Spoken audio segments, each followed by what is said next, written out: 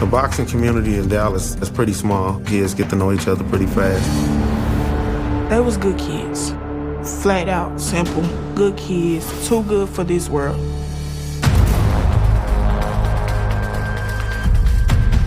Police received calls about shots fired. Officers get to the park. A lot of people are scattering. There is a young man lying on the ground with a bullet wound to his head.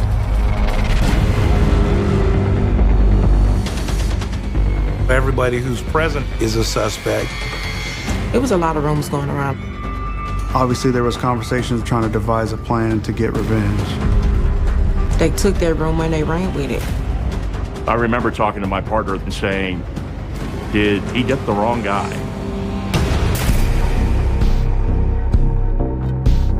It's April 25th, 2021, in DeSoto, Texas, a suburb of Dallas. At around 6:22 p.m., police received calls about shots fired at Les Zeiger Park. Patrol officers responded to that immediately. They get to the park. A lot of people are scattering. People are getting in cars and driving off. There is a young man lying on the ground with a bullet wound to his head. Police actually tried to do first aid. They were trying to apply pressure. They were trying to put a towel on his head. At one point, he actually tried to stand up. The injured man is unable to identify himself. He was very frantic, laying on the ground with blood coming out of his head. We quickly got our ambulance there and our paramedics. They loaded him up and went, and he was still alive. By then, only a few witnesses remain. The initial detectives arrive at the scene and try to get some information. Nobody was really talking. We had no idea who this individual was that was shot. Investigators do learn the crowd had gathered to memorialize a different shooting victim. They were at the park for a balloon release memorial for another young man, 19-year-old Cameron Collier. The witnesses that patrol officers did talk to did want to give any information. They all kind of had the same line. I heard a pop and I thought it was a balloon. Then I looked around. They looked and saw the victim on the ground, but they did not say that they knew who the perpetrator was. I think it's they just didn't want to get involved, right? And I can understand that. It's frustrating, right, as a detective, but, you know, you get that. I went ahead and decided to go up to the hospital to try to decide if we could figure out who our victim was. I arrived at the hospital and I, went into the room and he was, lying on the hospital bed with gauze wrapped around his head. I could see where the bullet had entered his head. I could see he was on a ventilator. He was not responsive at all. Meanwhile, news of the shooting and rumors about the victim's identity are spreading. I was at my friend's house and someone called him and told him that Kobe had got shot.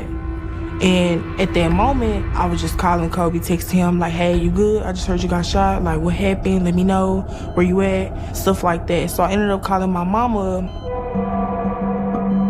Victoria told me that it was a shooting that happened at the balloon release where Kobe was at, and somebody told her that he had been grazed. Bullet grazed his ear. I pretty much was pacing around a little bit trying to get my mind together. My child was just shot, So, first thing I could think of, I called my sister and told her what happened, and then I called 911. The mother of the victim called into DeSoto and said, hey, I believe my son was the one that was shot at the park. And so we had her come up to the hospital. That's one of the most difficult parts of my job, is being with, the loved ones and the friends of the victims, and having to have them go into a hospital room and make an identification. Miss Graham did come in. She did identify the individual that was on the gurney as her son. And that's when we started piecing together that this was, in fact, Colby Graham. And I saw him. Laying in the bed, and he was hooked up to life support. it's hard to explain. It really is. Like, somebody just punched me in my stomach when I saw him laying there. My heart just dropped to my stomach. Colby Marquise Graham was born on January 6, 2001 in Dallas, Texas, one of 4 children. He loved all his siblings. He played with them and he grew up with them. He was a real good kid. He liked to play, at the time he liked to play football. He liked to play basketball, and he was a video game fanatic. He loved playing video games. Me and Kobe used to do everything together, literally everything. Like, wherever I went, he went. You see him, you see me, you see him, you see me again. Like, yeah, so we was live. In 2012, when Colby was in 6th grade, the family moved south of Dallas to the suburb of Lancaster. He went to Lancaster High School, and then after Lancaster High School, he went to Gateway Charter School. Colby and his brother took up boxing and found a new friend group. The boxing community in Dallas, especially on the African-American side, is pretty small. It's predominantly like a Latin or Mexican atmosphere, so, you know, that draw the people closer, and the African-American kids get to know each other pretty fast. He was very selective of the friends he hung around with, and the ones he hung around with I knew, and they was pretty good kids, very well-mannered. I met some of the parents that the kids he hung around with. They were really good kids. Colby bonded with one young boxer in particular, Cameron Collier. Cameron was really cool, really witty, easy to be around. I think boxing became an outlet for Cam and like an extended family and something to look forward to. So he worked really hard. Cameron was a very gifted boxer, and he took it upon himself to study techniques of the greats, including Errol Spence Jr., a world champion and DeSoto native. He was a rising star in the boxing community. He was also involved in the Marines, and he was very active in the community. You just take a lot of pride in that because you think this young man's really gonna grow up and be something. Cameron and Kobe, they did a lot together. You know, he used to come to the house and pick him up when he needed to go places and did a lot together. They was friends for like maybe 4 to 5 years. By 2021, the boyhood friends were now young men, and their friendship was as strong as ever. But that spring, tragedy struck. On April 22nd, 2021, Kobe suffered a tremendous loss when his friend Cameron Collier was killed in his vehicle. Colby was devastated. He was so hurt, really hurt. Like, I just got through talking to him. He wasn't the Kobe he had used to being. You know, he had changed. I started noticing a lot of depression. He was kind of moping around the house and acting different. 3 days later, Colby planned to attend a balloon release in honor of his friend. Cam died on a Thursday. Balloon release was on that Sunday. So within them days, he kind of made his mind up that he was going to go. And originally, he wasn't going to go by himself. He was going to go with our cousin. Our cousin had something to do. He was just like, okay, cool, I'm just going by myself. But hours later, Colby himself is the victim of a gunshot wound. He is on life support at a local hospital as his mother looks on in shock. I looked at him, and like, wow, why? You know, it didn't make no sense to me. You know, seeing my son laying in that bed with those on that machine, like, it just didn't make sense. I didn't understand. When we spoke with Colby's mom at the hospital, in my opinion, she was doing a really good job staying strong. She was asking a lot of questions that I can remember, and I said, you know, we're working on it. I hugged her. I said, you know, we're going to find out who did this. Detectives working the case are familiar with Cameron's shooting 3 days earlier. There were similarities between, you know, Cameron's death and now Colby Graham's. Not only are the two cases similar, Colby's name had come up in Cameron's case. He was a person of interest in Cam's murder. We immediately started to say, okay, this is definitely related to Cameron's homicide.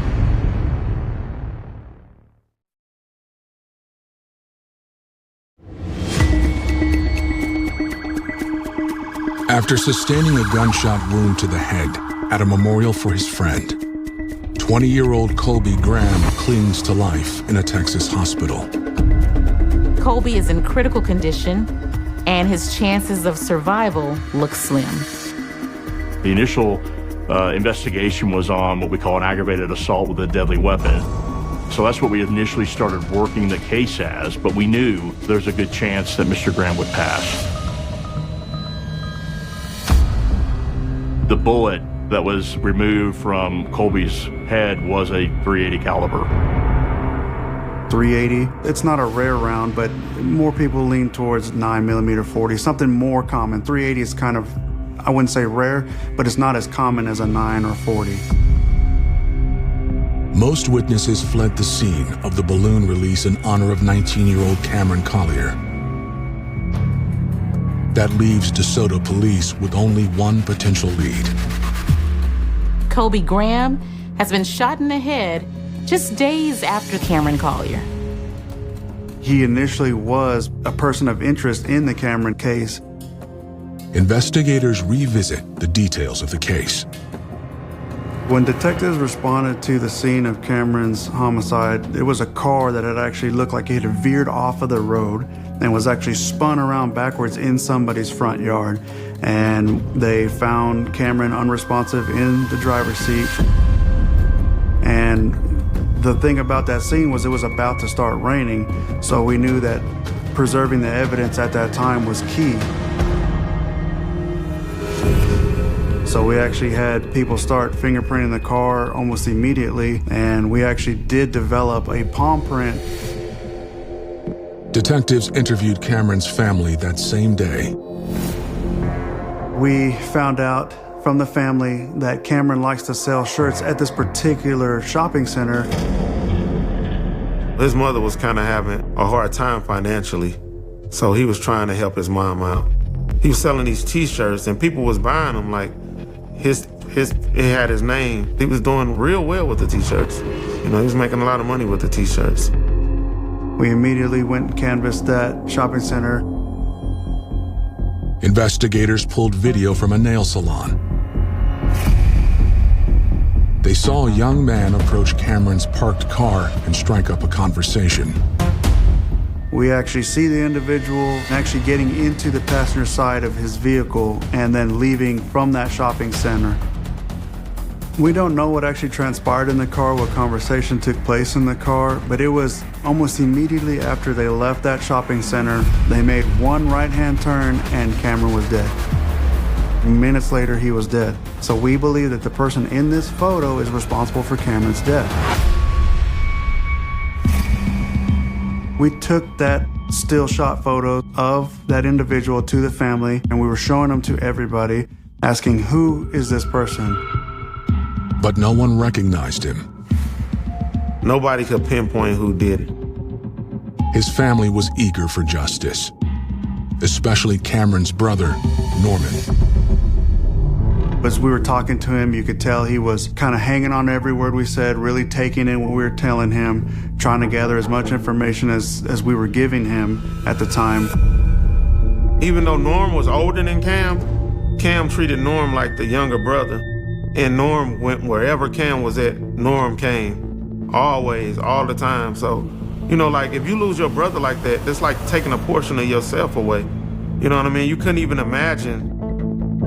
We said, let us do our job. Let us work through this investigation. We are working nonstop to catch Cameron's killer, and we will, for sure, do everything in our power to get somebody in custody if we have the right information. We asked the family, okay, who does Cameron usually hang around? Who can tell us where he has been, what his daily routine is? And they all said, well, yeah, he hangs out with Gabe. Him and Gabe are inseparable. Gabe Salinas is also at the home. We showed that image to Gabe, and Gabe was the one who initially implicated Colby as saying, that guy right there in the image, I'm 99% sure is Colby. That's when we started looking into Colby. We started trying to do some research on him.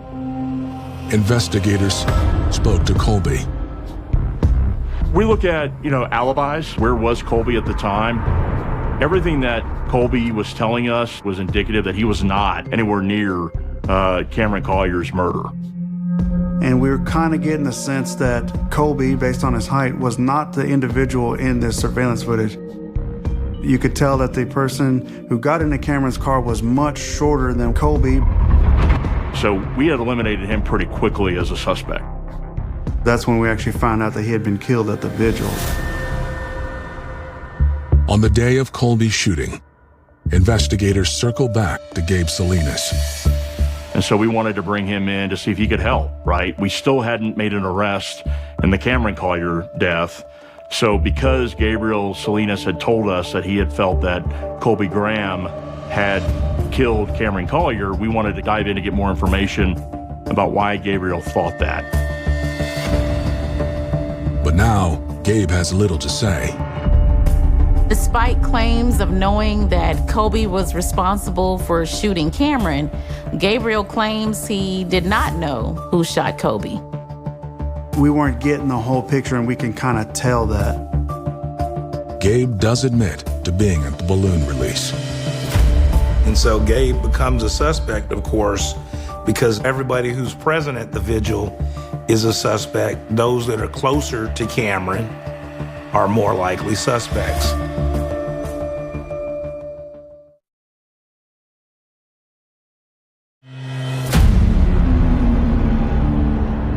Investigators in DeSoto, Texas, are trying to untangle the motive behind two shootings. One that claimed the life of Cameron Collier, and a second that left Colby Graham on life support.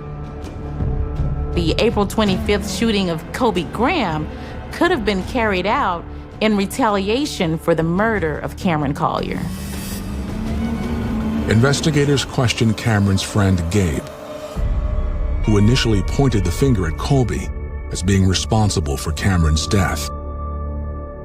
We did want to look at Gabe's phone to see if there's anything in there that would indicate that he was involved in the murder on the 22nd or the murder of that day. I do a lot of digital forensics with cell phones and that sort of thing. So I asked Mr. Salinas if we could take his cell phone and do a forensic analysis of it. And he agreed.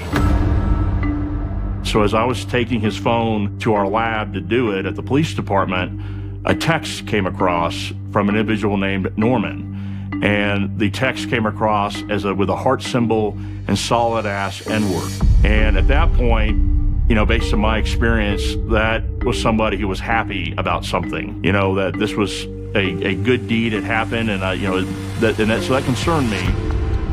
Detectives recall that Cameron's brother's name is Norman, and they wonder if this text is from him. I went into the contacts of Gabriel's phone and actually confirmed that it was Norman Collier's cell phone number that the text came from. Investigators recall a detail from their interview with Norman following his brother's death. So we had actually asked Cameron's family if he had any means of protection. Did he ever have a gun on himself to protect himself while doing these type of deals in the parking lots and stuff like that? And actually Norman said, yeah, he usually has my .380 on him as protection. We knew Norman had access to a .380 handgun, a Glock, that he said him and his brother would carry from time to time. We knew the bullet that was removed from Colby's head was a .380 caliber. When we pieced together that he had a .380, and we decided, okay, well, let's start looking into Norman. Obviously, we had the motive. Norman and Cameron were very close. Norman was the older brother. Their father had passed away in 2012, and so they had grown up for a significant amount of time without their father. We didn't want to go arrest Norman Collier unless we knew we were absolutely right. So we started putting surveillance on Norman. We started to do the other investigative things that we do when we start honing in on a real person of interest. We started calling and say, hey, we need to talk to Norman. We started trying to get family members to help us talk with him. Once we kind of started leaning towards it being Norman, we found that it was harder and harder to actually get him in person. On April 28th, investigators received new information about Cameron Collier's murder. We were getting information from some neighbors that they may have captured an individual running across some yards on a couple doorbell cameras. When we got those videos, we saw that this individual was actually running to a certain particular house.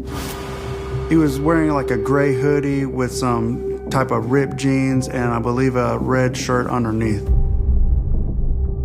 Then, investigators receive an ID on the palm print found in Cameron Collier's vehicle. The lab comes back with an ID on the palm print. However, it doesn't belong to Kobe. The palm print comes back matching that of a 16-year-old with an extensive history of burglary named Justin Davis. Based on some of the doorbell cameras, we saw that he ran specifically to this one house. And when we developed information, we learned that that house was actually the house of Justin Davis. When police look up Justin Davis in the system, they see that he is wearing an ankle monitor connected to a different crime.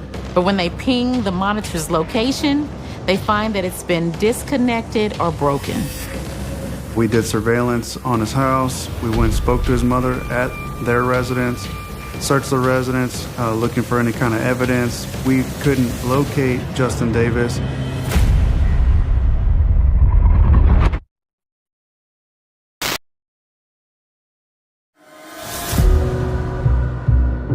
"5 days after the murder of Cameron Collier, investigators have identified a suspect, 16-year-old Justin Davis. We couldn't locate Justin Davis, so we made the decision to do a directive to apprehend on a national database. In case he does get handled by any law enforcement officials, they'll know that we need to speak with him. If Justin Davis killed Cameron, it proves that Colby didn't. I remember talking to my partner at the time, Detective Acosta, and saying, did Norman get the wrong guy, right? Is this, I'm sure hoping not. We were hoping that this was not a case of Norman Collier going out trying to get revenge for the death of his brother Cameron. But Norman's recent social media posts amp up their suspicions. Norman Collier was posting things that were very interesting to law enforcement. Colby Graham was in a coma, and Norman is actually posting kind of derogatory things towards him being a zombie and that you're not dead, but you're not alive, those kind of things, indicating that, yeah, you're like the Walking Dead, essentially. He made mockeries. He posted zombies. My brother was a zombie. I thought he was hard body, why they lied. Just all type of stuff, like crazy stuff. And it's like, boy, you just stay here and shot my brother and you making Instagram posts? Like, this what we doing? It was him basically saying that's what you get for messing with my brother, right? That's the way we took that post at that time. Investigators are still unable to track Norman down for questioning. On April 28th, 3 days after Colby's shooting, investigators get another break. We were actually told by another detective that he spoke to somebody from the Parks Department who happened to mention, hey, are you working that homicide that happened at the park? And he's like, well, there's video there. And we were shocked at that information. We immediately went over to the park and started extracting the video from the actual DVR. And when we brought it back, sure enough, it had captured the offense on camera. When they watch it, they get a shock. They are able to clearly see footage of Kobe's shooter, and it's Norman Collier. From what we can see on the video, we see that the vigil is going on. There's still people hanging around the park.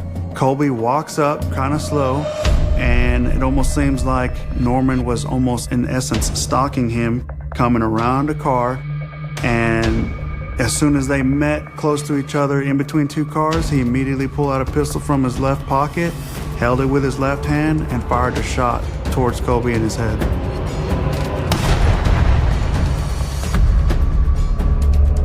I remember the shock factor of Javier and I looking at each other as we recorded this murder on video, right? After the shot rang out, people started to flee. They started getting cars, leaving. Not Norman. Norman starts jumping around, obviously excited, obviously amped up, which is what we would see somebody who is, feels some sort of relief, right? That they have done something for lack of a better term, retaliation. You kill somebody close to me, now I'm going to take your life. We felt that he, in his heart of hearts, absolutely felt that he had killed his brother's killer. That's when we swore out the arrest warrant for the aggravated assault. But that charge is about to change. Colby's family gets a grim update on his condition. It was the 28th. They took him down and they did the brainwave. And the doctor called me around by 8 in the morning and told me what was going on. They told me I need to get there. When we got into the room, they still had him hooked up to the machine. And the nurse kind of did a demonstration on him to show that he was gone. That's when they clarified that he was considered brain dead. The next day, Colby Graham passes away. I just heard my mama's footsteps walking in my room. She was just like, he didn't make it. And I was just like, damn. Like, I didn't know what to say. Even now, still in shambles, like, my heart is broken. That's when we were planning on, changing the charge to capital murder under Texas law. Because when you commit murder in retaliation for something else, it rises up to the level of capital murder, which in Texas is punishable by life without parole in prison or the death penalty.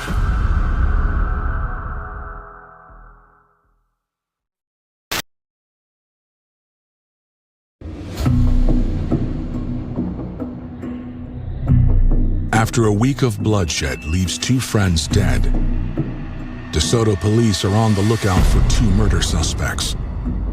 16-year-old Justin Davis and 22-year-old Norman Collier. On April 29th, police get a tip on Norman's location. We learned that Norman was actually staying with some family friends. We called Norman and asked him to come to the police department to speak with us. At first, it appears that Norman is ready to cooperate. Investigators come at Norman hard. We told him, you shot the wrong guy. The individual that you shot was not the person who killed Cameron. We never revealed who it was. Based on Justin Davis's age at the time, we couldn't reveal that to him. The news is a shock to Norman. To be told that you killed the wrong person, you've risked your entire life and you've gotten it wrong. I think it was devastating. He, in so many words, indicated that he was responsible for the death of Colby, but never outright said it. He said that he wanted to apologize to the families for what had happened. He would never fully outright say the words, yes, I shot Colby Graham, but the guilt was weighing on him so heavy that he was saying other things. He also stated what he did with the gun that he used. He told me that the gun, he had given it to somebody and that we would never find it. Norman acknowledged that he got rid of the gun, but he didn't say to whom. And I think Norman's thinking there was he didn't want to get anybody else in trouble, that he was responsible for the shooting, and that the gun was gone. Norman is officially charged with murder.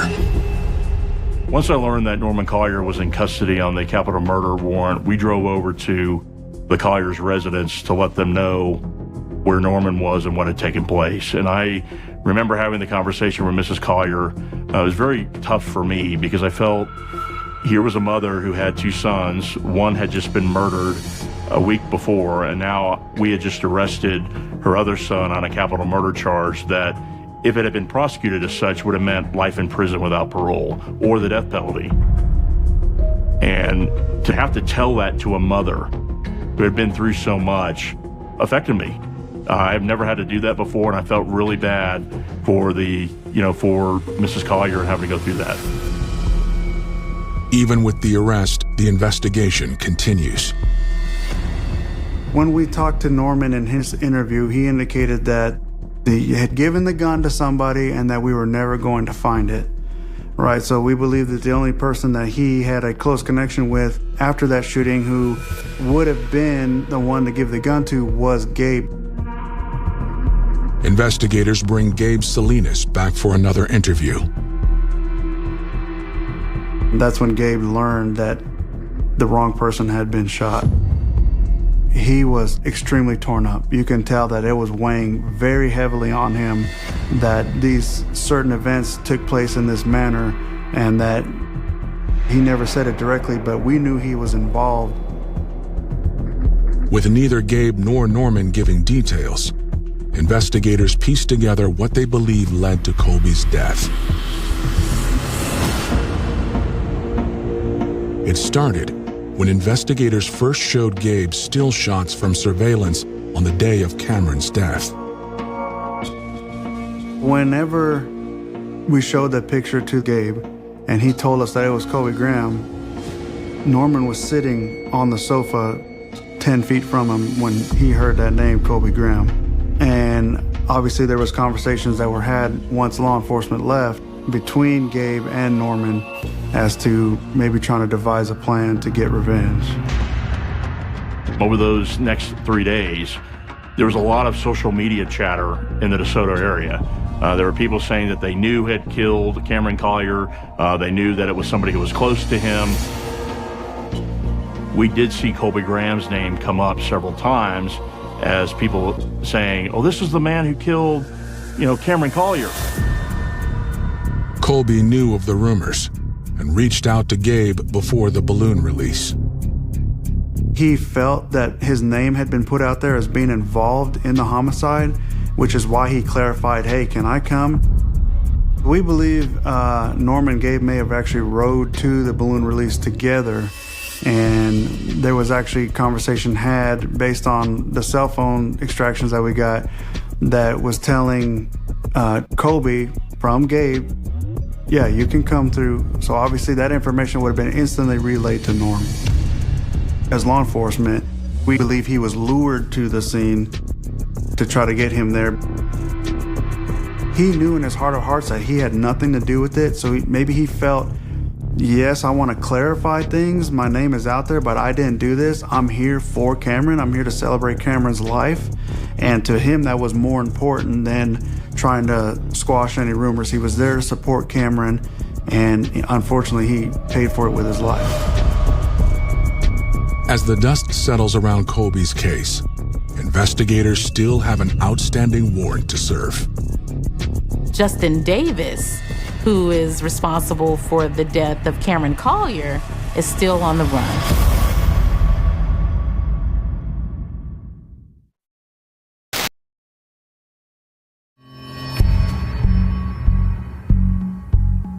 In the weeks following the murder of Cameron Collier, authorities in DeSoto, Texas, search for his suspected murderer, 16-year-old Justin Davis. We had known that he was being monitored by juvenile probation using an ankle monitor, that he had removed that ankle monitor. Finally, on May 12th, Justin Davis is located in the Pleasant Grove area of Dallas. Justin confesses to shooting Cameron Collier in a random act of violence. For whatever reason, he found himself armed in the streets and looking to rob somebody. And he robbed and killed a person who didn't deserve it at all. Justin Davis at the time of the offense was a juvenile, but was later prosecuted and certified as an adult in this case and was sentenced to an actual considerable length of time to prison. In March 2024, Norman Collier goes on trial for the murder of Colby Graham. He ended up pleading guilty to the jury at the beginning of trial. It's what we call a slow plea, which means you're going to a jury trial acting like you're going to plead not guilty. But when you go in, you stand up in front of the jury like, as a defense attorney, ladies and gentlemen, my client's guilty. He did what he's accused of doing. But there's a lot of mitigating factors that I want you to hear, and why I'm going to ask you for a lot lesser sentence than what the state of Texas is offering as part of a plea bargain. And that's what happened in this case.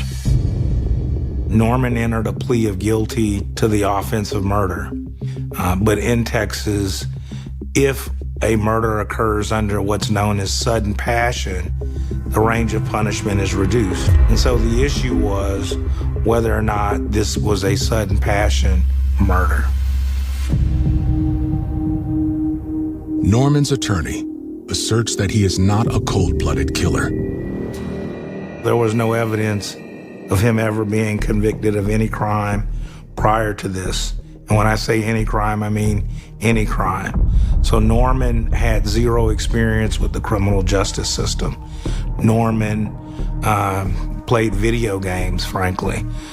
He stayed in more than his brother, and he had worked some various odds and ends jobs and made contributions to his household, but he wasn't a troublemaker. He wasn't somebody that I think if you passed on the street that you would feel any type of threat at all.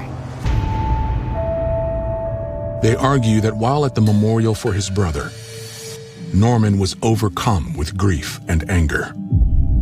There was a release of the balloons that had occurred, and it's kind of the same thing that occurs when you're graveside at a funeral and you see a coffin lowered. Now, I think the emotions that you feel in that moment, there's a lot of finality to it. There's a lot of pain. And this was just several days after his brother's death. It's generally understood that the impact of death, particularly someone close to you, changes how you feel and act mentally. But prosecutors point out that Norman Collier brought a gun to the memorial, suggesting premeditation. They tried to say that he acted out of sudden passion. There's nothing sudden about it. Sudden is when you hear about it, you see it, you act upon it, whatever the case may be at that moment. You don't wait 3 to 4 days and then go with your move. That's not sudden. It was already in his mind what he was gonna do to him. So, and he had the time to change his mind. He had the time. But he didn't. Ultimately, the judge came to the decision to sentence Norman Collier to 22 years in prison. I don't think Norman would have done what he did unless he actually believed that Colby had killed his brother. It's sad to me not only that he decided to take matters into his own hands, it's that he made a huge mistake and ended an innocent person's life for no reason. It didn't make sense to me, you know, and it was so sad because this young man, you know, he lost his life too. And it was sad as well for him and his family. And him shooting my son was more so, he was hurting and he wanted another family to hurt. So basically, hurt people hurt other people. It's a lesson on decisions and will. We all given a will to do wrong, do right. So a lot of times when times are like kind of hard, you got to just stick with it, stick with the things that you know are right, because just things to just take a nosedive that easy. Just one little bad decision can just ruin the rest of your life. They was good kids. Flat out, simple. Good kids. Didn't deserve it. Too good for this world. They both were. Life would have been a whole lot different than the way it is now. I'm gonna say that.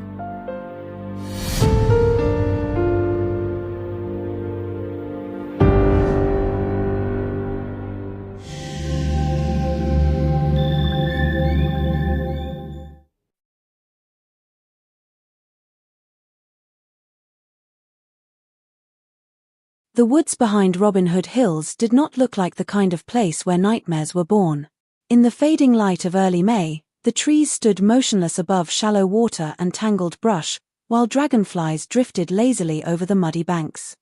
To the people living in West Memphis, Arkansas, it was simply another patch of neglected woods at the edge of a struggling town. Kids rode their bikes there. Teenagers hid there to smoke cigarettes. Adults warned their children not to wander too far into it after dark, not because they feared evil, but because the swampy ground could swallow a shoe whole if you stepped carelessly enough. On the evening of May 5, 1993, 3 little boys disappeared into those woods and never came home. By sunrise, the town would begin tearing itself apart. Before the week ended, whispers of Satanism would move through churches, police stations, school hallways, and television screens like poison drifting through water. And before the year was over, 3 teenagers would be branded monsters in one of the most controversial murder cases America had ever seen. But on that first night, before the headlines and documentaries and courtroom battles, there were only parents standing under porch lights calling their sons' names into the dark. The sound carried across quiet streets lined with small houses and chain-link fences. Stevie. Michael. Christopher. Again and again, their voices echoed into the humid Arkansas night, growing more frantic each hour. Somewhere nearby, dogs barked in the distance. A television flickered behind an open window. A train groaned through the edge of town. Life continued moving while panic slowly tightened its grip around West Memphis. The boys had been seen earlier that evening riding bicycles together, laughing as they headed toward the woods near Robin Hood Hills. They were 8 years old. Old enough to feel brave. Young enough to believe they would always make it home before dark. Nobody could have imagined that their disappearance would ignite a chain of events so disturbing, so emotionally charged, that decades later people would still argue over what truly happened in those woods. Because this story is not only about murder. It is about fear. It is about a community desperate for answers and willing to believe almost anything to get them. It is about how rumors can become evidence in the minds of frightened people. And most of all, it is about 3 dead children whose names were eventually buried beneath a storm of accusations, conspiracy theories, courtroom drama, and national media obsession. In the years that followed, the case would divide America into bitter camps. Some believed the 3 teenagers arrested for the murders were cold-blooded killers hiding behind black clothes and heavy metal music.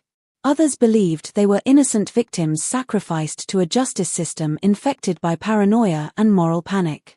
The case would inspire documentaries, books, protests, celebrity campaigns, and endless debates. Evidence would be re-examined. Witnesses would change their stories. Families would turn against one another. Entire lives would disappear into prison cells while the question remained painfully unresolved: who killed the children of Robin Hood Hills? To understand why this case still haunts people more than 30 years later, you have to go back to the beginning. Not to the trials. Not to the confessions. Not even to the discovery of the bodies. You have to begin with the atmosphere hanging over America in the late 1980s and early 1990s, when fear itself became a kind of epidemic. Across the country, parents were being told that satanic cults lurked beneath ordinary suburban life. Television talk shows warned audiences about hidden symbols and secret rituals. Churches played tapes describing devil worshippers corrupting children through music and games. Police departments held seminars teaching officers how to identify occult activity. In small conservative towns, suspicion spread easily. Teenagers who wore black clothing or listened to metal bands became objects of concern. Books about witchcraft, horror movies, even certain hairstyles could trigger rumors. Looking different was enough to make people afraid of you. West Memphis was exactly the kind of town where those fears could thrive. Sitting just across the Mississippi River from Memphis, Tennessee, it was a place struggling with poverty, crime, and hopelessness. Factories closed. Jobs disappeared. Many families lived paycheck to paycheck. Some neighborhoods looked exhausted, as if the buildings themselves were tired of surviving. People locked their doors early. Parents worried constantly about drugs, gangs, violence, and the slow decay swallowing the town around them. Religion played a powerful role in everyday life, and many residents believed strongly in the existence of literal evil. Not metaphorical evil. Real evil. Satan. Demons. Possession. By the spring of 1993, those fears were already simmering beneath the surface. Then 3 children vanished. Panic does strange things to people. It sharpens every rumor until it feels like truth. It transforms coincidence into certainty. It creates villains long before evidence exists. And in West Memphis, fear found its perfect target in a teenager named Damien Eccles.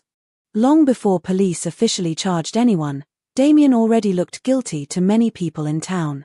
He dressed in black trench coats despite the southern heat.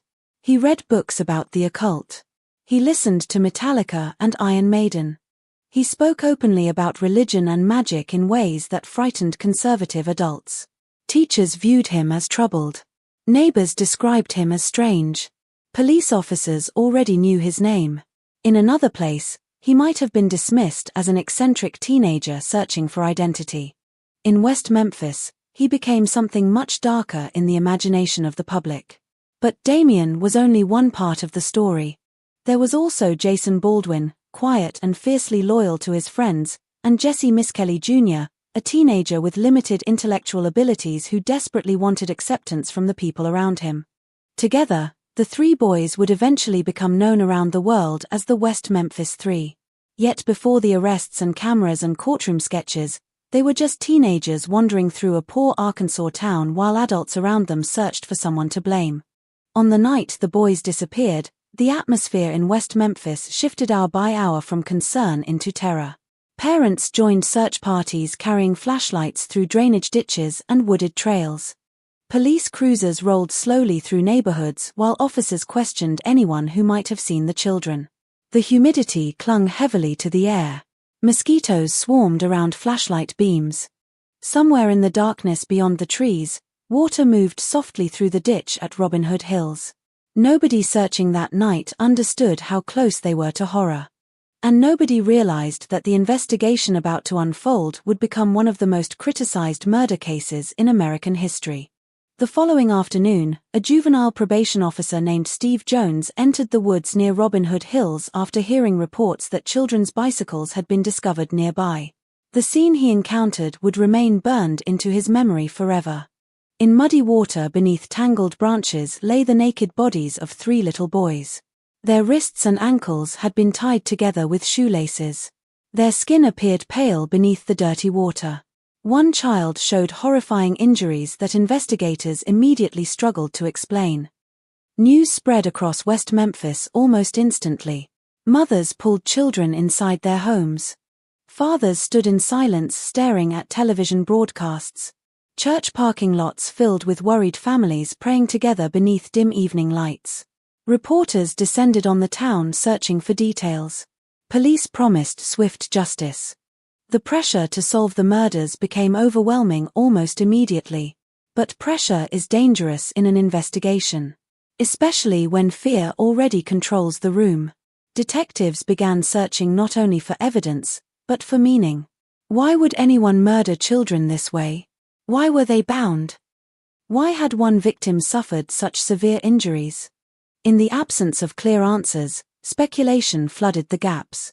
Some investigators became convinced the murders carried signs of occult ritual. Rumors spread that the killings were connected to Satan worship. Suddenly, every local teenager who listened to heavy metal or dressed differently came under suspicion. Conversations about evidence blurred into conversations about morality, religion, and appearances. The line between investigation and hysteria began disappearing. Then came the confession. Months after the murders, police interrogated Jesse Miskelly Jr. for hours. By the end of the questioning, Jesse confessed to participating in the killings alongside Damien Eccles and Jason Baldwin. To investigators, it seemed like the breakthrough they desperately needed. But almost immediately, cracks appeared in the story. Jesse's statements contained contradictions about timelines and details of the crime scene. Parts of his confession conflicted with known evidence. Only fragments of the lengthy interrogation were recorded. And Jesse himself soon recanted, insisting he had been pressured into confessing. It would become one of the most debated confessions in modern criminal history. Still, for much of the public, The confession was enough. 3 suspects had been identified.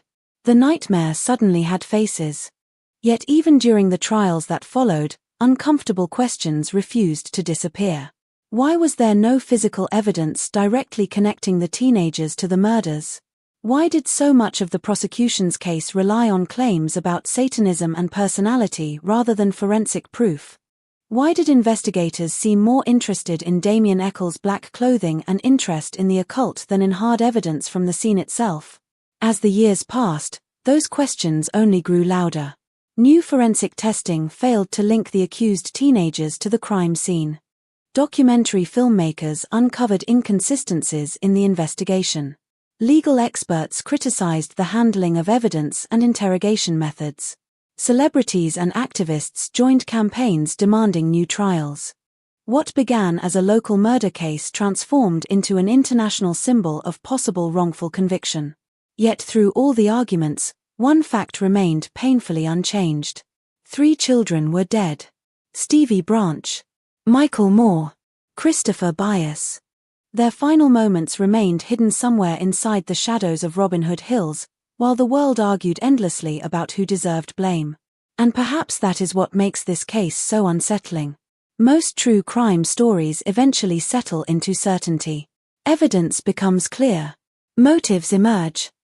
The truth hardens into something solid. But the West Memphis 3 case never truly settled. Even now, decades later, it feels unfinished, like a wound that never fully closed. Depending on who you ask, the story is either a terrifying example of teenage killers hiding in plain sight or a devastating portrait of a justice system corrupted by fear and prejudice. Some believe the wrong men went to prison while the real killer walked free.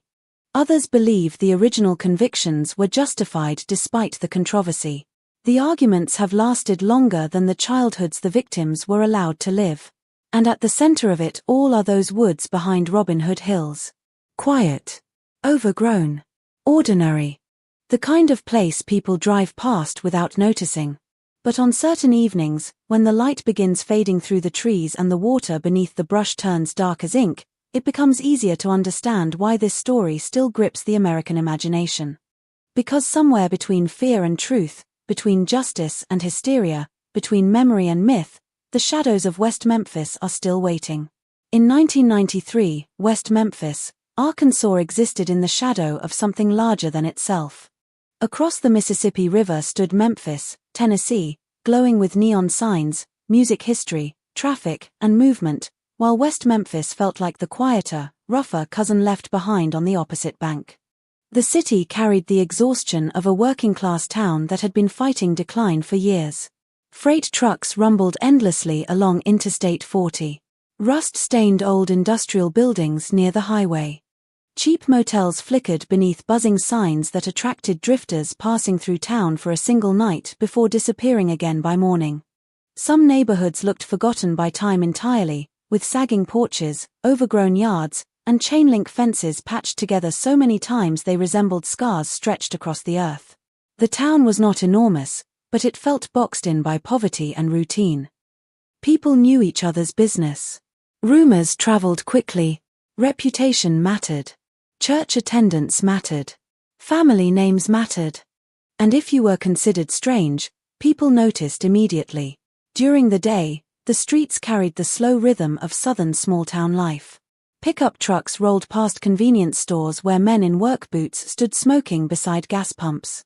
Children rode bicycles through neighborhoods until the streetlights flickered on. Mothers called kids home from porches while televisions glowed through open windows in the humid evening air. But beneath the surface of ordinary life sat a constant undercurrent of anxiety. Crime rates were high compared to surrounding communities. Drug use worried parents. Gang violence from nearby Memphis sometimes spilled across the river. Many residents felt trapped financially, emotionally, and spiritually. Some families had lived there for generations and watched opportunities disappear year after year. Others simply wanted to survive long enough to get out. In places like West Memphis, fear often became part of the local culture. Fear of outsiders.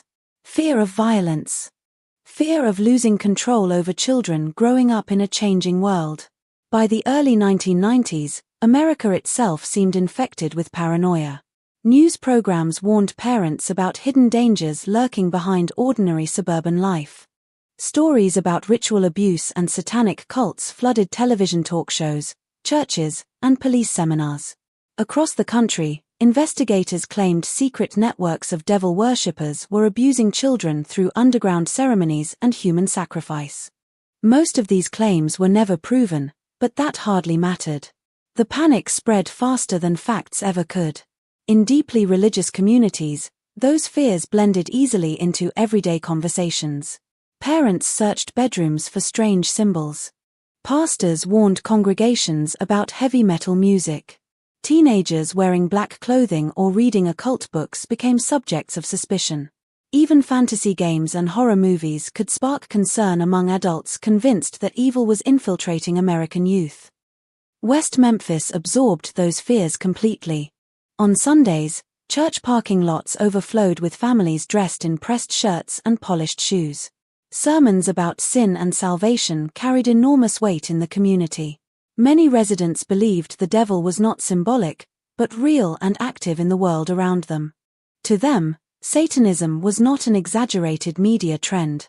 It was a genuine threat hiding behind modern culture.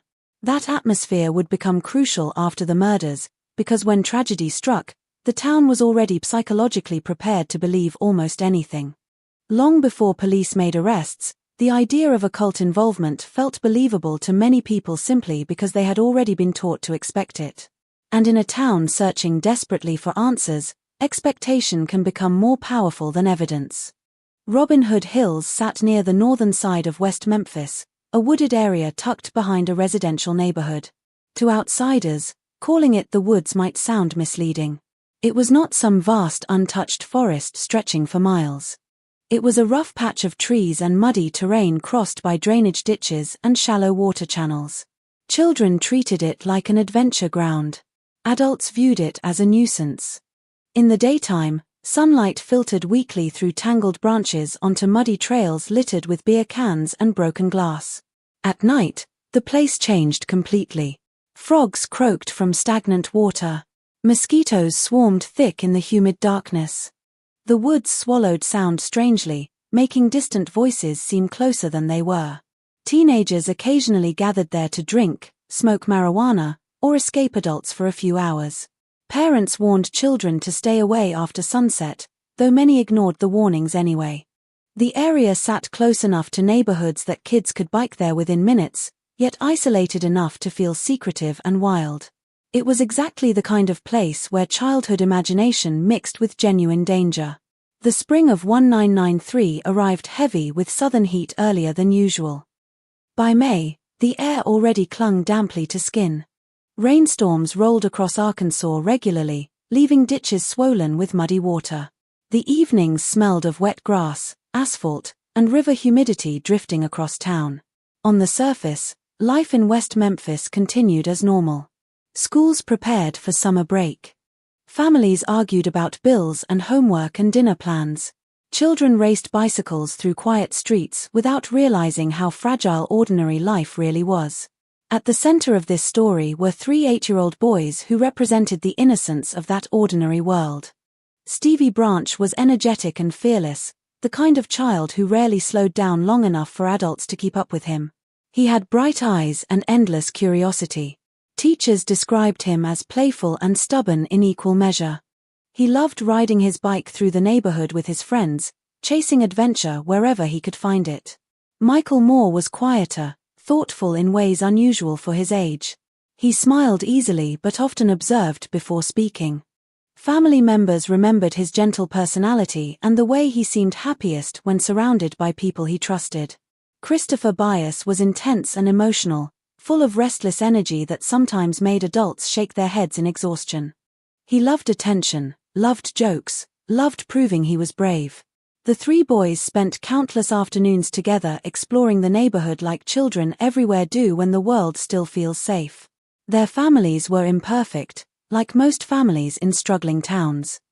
Some parents battled financial stress. Some relationships carried tension beneath the surface. But all 3 boys were deeply loved. That fact often gets lost beneath the mythology surrounding the case. Before the documentaries and legal debates and conspiracy theories, there were simply parents raising children the best they could in a difficult town.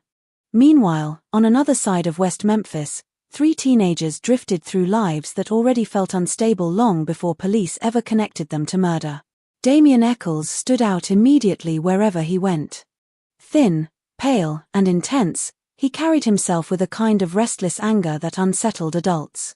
He wore black clothing almost constantly despite the Arkansas heat.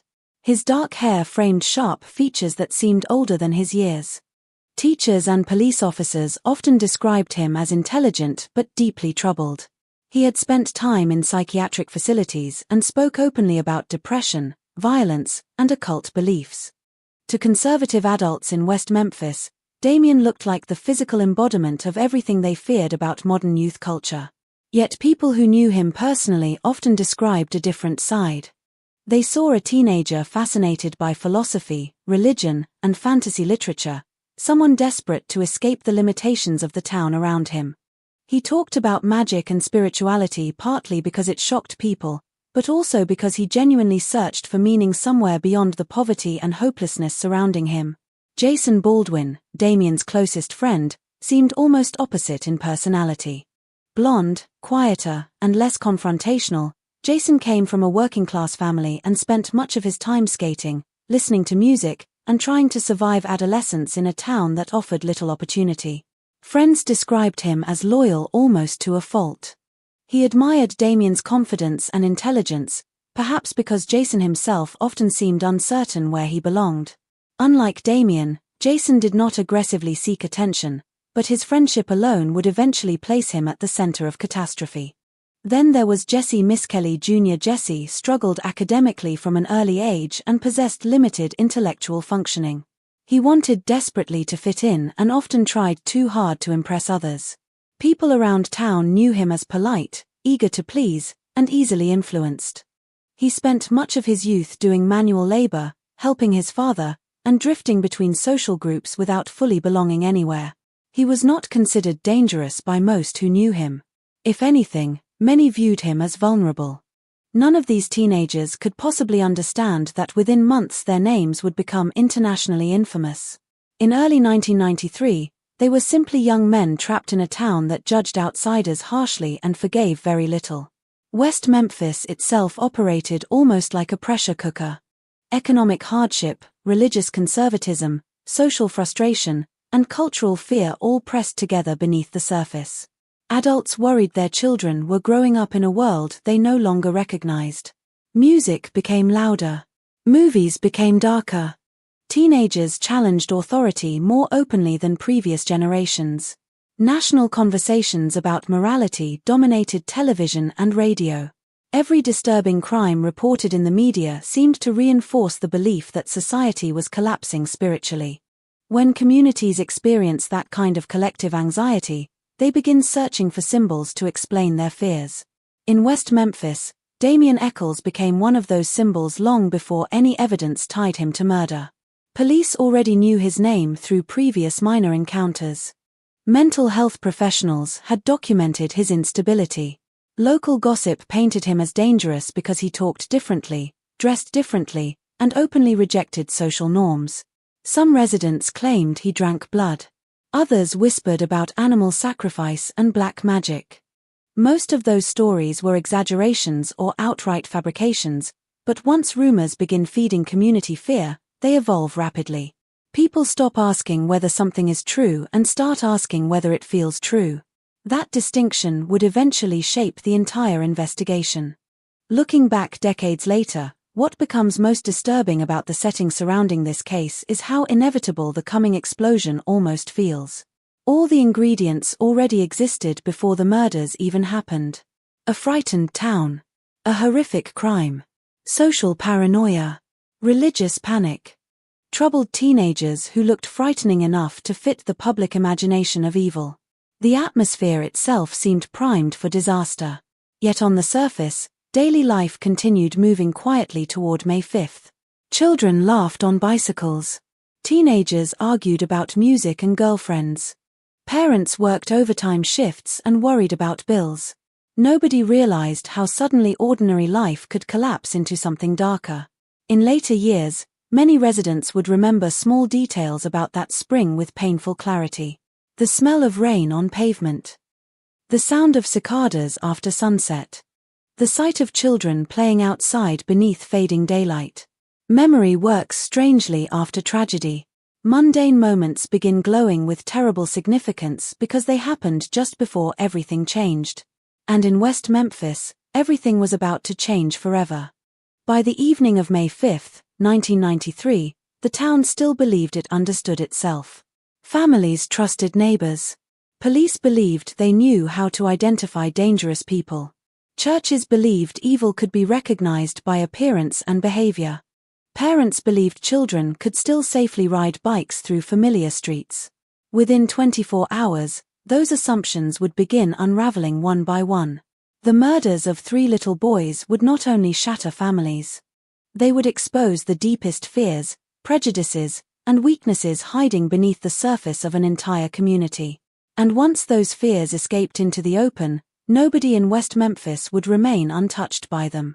Before the murders turned their names into headlines, before courtroom sketches and television documentaries reduced them to symbols inside a national argument, Stevie Branch, Michael Moore, and Christopher Bias were simply children living ordinary lives in a struggling Arkansas town.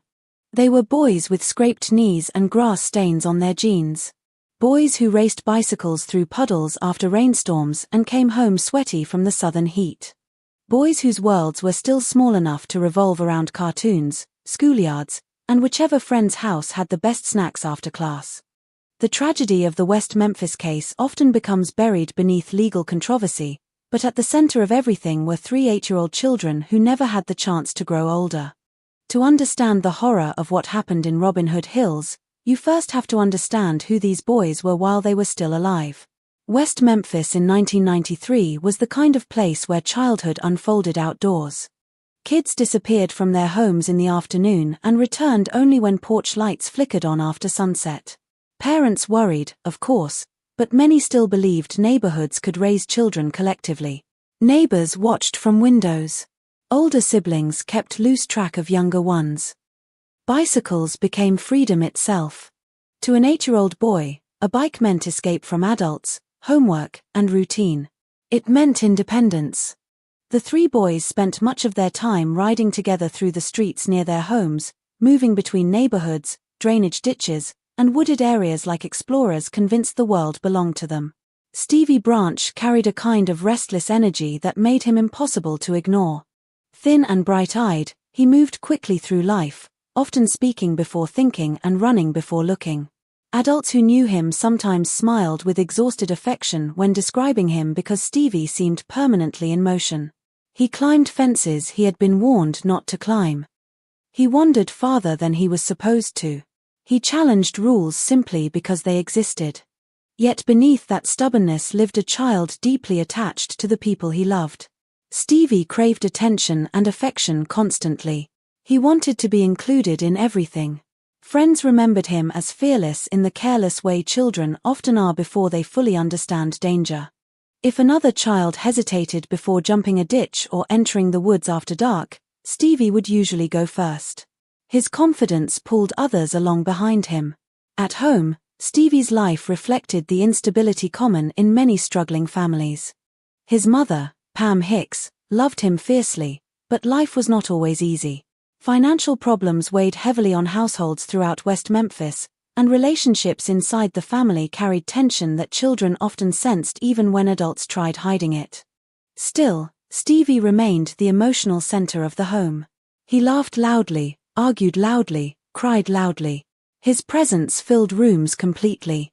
The silence left behind after his disappearance would later feel unbearable to those who knew him. Michael Moore seemed older than his age in certain ways. He had softer features and a calmer personality than Stevie, often observing situations quietly before speaking. Teachers remembered him as polite and thoughtful.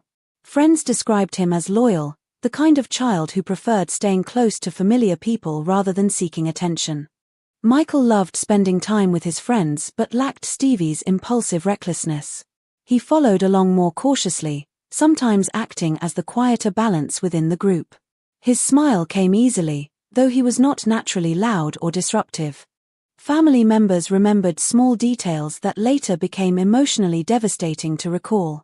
The way Michael carefully lined up his toys. The way he liked sitting close beside adults while watching television. The way he looked over his shoulder before crossing streets because he had actually listened when people taught him to be careful. Compared to the chaos surrounding other households in the neighborhood, Michael's home life appeared more stable from the outside. Yet, like every family touched by this case, his loved ones carried invisible struggles and pressures beneath daily routine. No parent imagines ordinary afternoons with their children will someday become treasured memories replayed endlessly in grief. But after Michael vanished, his family would find themselves clinging desperately to the smallest recollections of him. Christopher Byas stood apart from the others immediately. Intense, emotional, and unpredictable, Christopher possessed an energy that adults sometimes found difficult to manage. He loved roughhousing, loved attention, loved proving he was brave or funny or stronger than other kids. His emotions arrived fast and powerfully. If he became angry, everyone knew. If he became excited, the entire room felt it. Some adults described him as difficult, but children often gravitated toward personalities like Christopher's because he made ordinary afternoons feel exciting. He could transform empty lots into battlefields and drainage ditches into adventure zones through sheer force of imagination. Christopher also carried vulnerabilities that many people around him recognized. His family life involved conflict and instability at times, and there were indications he struggled emotionally in ways unusual for someone so young. But he remained deeply attached to his friends, especially during those endless spring afternoons when the three boys rode bicycles through West Memphis together. To them, the town still felt enormous. The woods behind Robin Hood Hills still felt mysterious rather than dangerous. Childhood has a way of making neglected places seem magical. Rusted pipes become hidden tunnels. Muddy ditches become rivers. Abandoned patches of forest become kingdoms beyond adult control. Robin Hood Hills was one of those places. Adults saw mosquitoes, trash, and danger. The boys saw freedom. In many ways, the friendship between Stevie, Michael, and Christopher reflected the strange chemistry common among childhood groups. Stevie provided fearless momentum. Michael brought steadiness. Christopher brought emotional intensity. Together they formed the kind of bond adults sometimes underestimate because it appears ordinary from the outside. But at 8 years old, friendships feel absolute. Friends are not simply companions. They are entire worlds. On school days, the boys moved through classrooms and playgrounds carrying the concerns typical for children their age. Homework mattered. Cartoon shows mattered. Trading cards mattered. Adults discussing jobs, bills, or relationship problems faded into background noise compared to the immediate urgency of childhood life. Yet despite their innocence, these boys were still growing up in West Memphis, surrounded by poverty and adult instability more visible than many communities cared to admit. Children absorb environments differently than adults. They may not fully understand financial hardship or social tension, but they feel stress in raised voices, closed doors, and anxious silence. Many families in West Memphis lived under constant economic strain. Some parents worked exhausting hours for low pay. Others struggled with addiction, unstable relationships, or emotional exhaustion. Children learned independence early because adults often had little choice but to let them roam freely while trying to survive their own problems. The boys' neighborhoods reflected that reality. Streets were lined with modest homes and apartment complexes where bicycles piled beside porches and dogs barked behind fences. Summer heat settled heavily over the pavement. Teenagers wandered parking lots listening to music from cheap car stereos. The smell of cigarettes drifted from open windows while televisions glowed inside darkened living rooms. It was not a perfect environment, but it was home. And within that imperfect world, the boys built routines that felt safe to them. One of the haunting aspects of this case is how normal the final day began.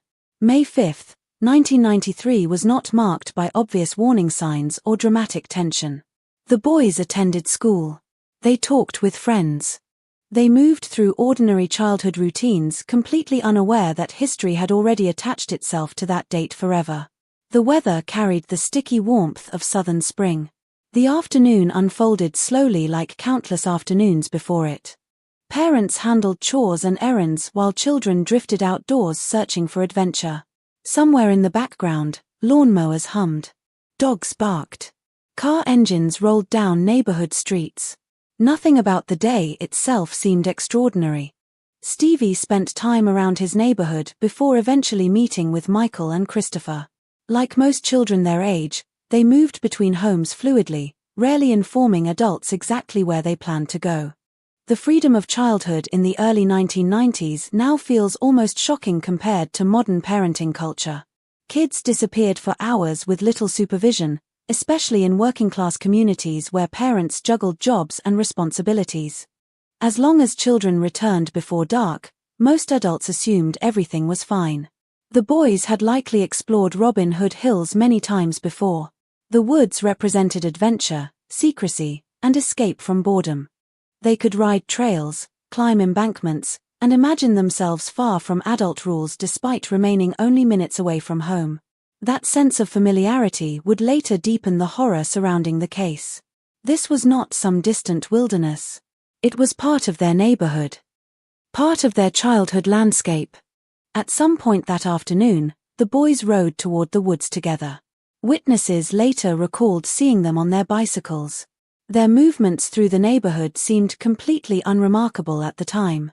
3 boys riding together beneath the fading sunlight was one of the most ordinary sights imaginable in West Memphis. Nobody watching them disappear down the street could have guessed they were seeing the final hours of those children alive. What makes the loss especially painful is the innocence embedded within those final moments. The boys were not rebellious teenagers wandering into obvious danger. They were children chasing another afternoon of exploration before dinner.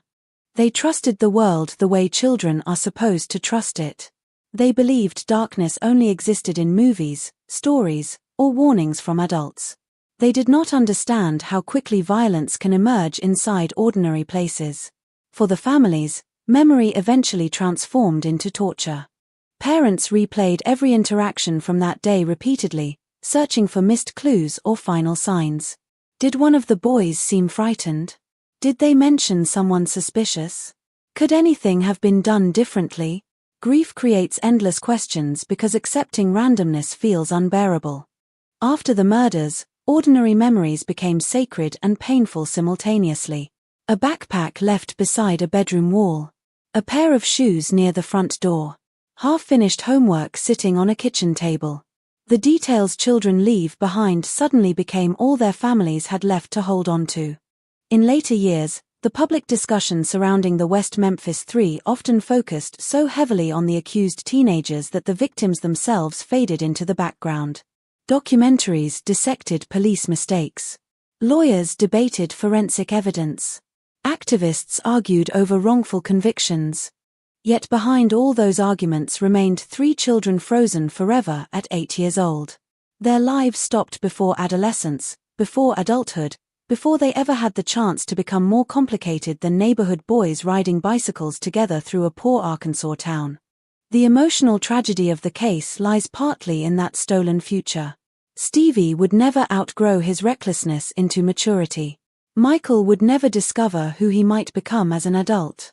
Christopher would never channel his intensity into something larger than childhood chaos. Their personalities remain preserved only through fragmented memories from grieving families and old photographs faded with time. Looking back now, there is something deeply unsettling about how ordinary their world appeared before violence entered it. No dramatic foreshadowing warned the town what was coming. The boys laughed, argued, explored, and played exactly as children always have. The normalcy of their lives makes the horror more difficult to process because it destroys the comforting illusion that terrible things announce themselves beforehand. Sometimes evil arrives quietly into completely ordinary afternoons. By the evening of May 5th, the boys had still not returned home. At first, adults assumed they were simply late.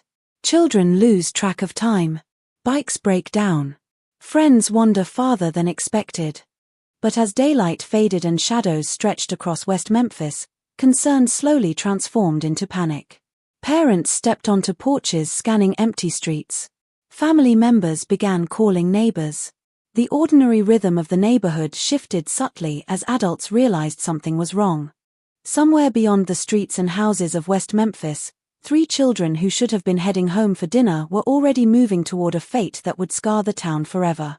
The evening of May 5, 1993 began slipping into darkness slowly, almost gently, as if the town itself did not yet understand what was unfolding beneath the trees at Robin Hood Hills.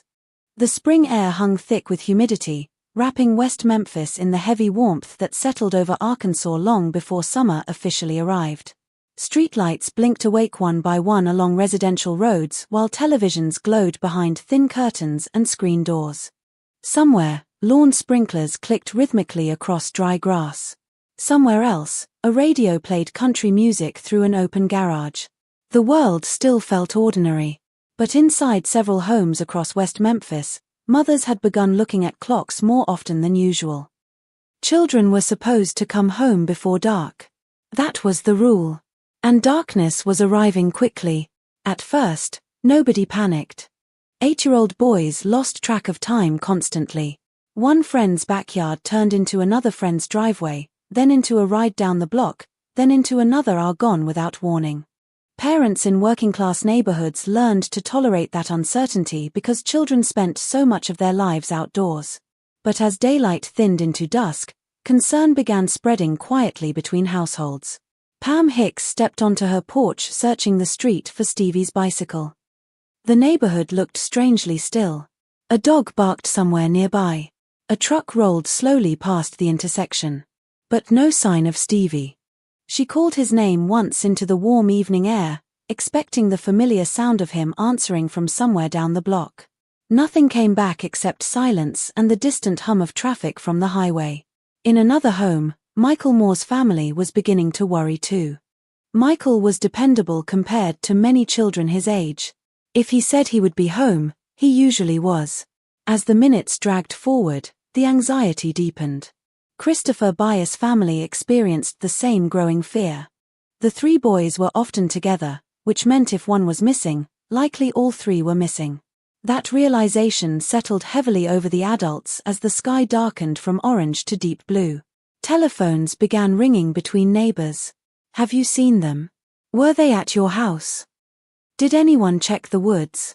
The search started informally at first. Parents climbed into cars and drove familiar streets slowly, scanning sidewalks and empty lots. Others walked through nearby neighborhoods shouting the boys' names. Flashlights cut through gathering darkness while mosquitoes swarmed around faces and bare arms. The atmosphere shifted with every passing minute. Fear spreads physically through groups of people. Voices tighten. Movements quicken. Conversations shorten into sharp questions and incomplete sentences. By full dark, the neighborhood no longer felt ordinary at all. It felt wrong. Robin Hood Hills loomed at the edge of that fear like a dark mouth opening into the earth. During daylight, the woods looked unimpressive and familiar. At night, they became something entirely different. The trees blocked what little moonlight reached the ground. Muddy water reflected faint streaks of silver beneath tangled branches. The narrow trails twisting through the woods seemed to disappear after only a few feet. Searchers entering the area felt immediate unease, though few could explain why. Maybe it was simply instinct. Humans know when places feel unsafe. Volunteers moved carefully through the woods carrying weak flashlights that illuminated only fragments of terrain at a time. Wet leaves. Broken branches. Mosquitoes thick in the air. Water moving sluggishly through drainage ditches. The smell of mud and stagnant water clung to everything. Parents called out the boys' names repeatedly, their voices cracking with desperation. Stevie. Michael. Christopher. The woods answered only with insects and distant frogs.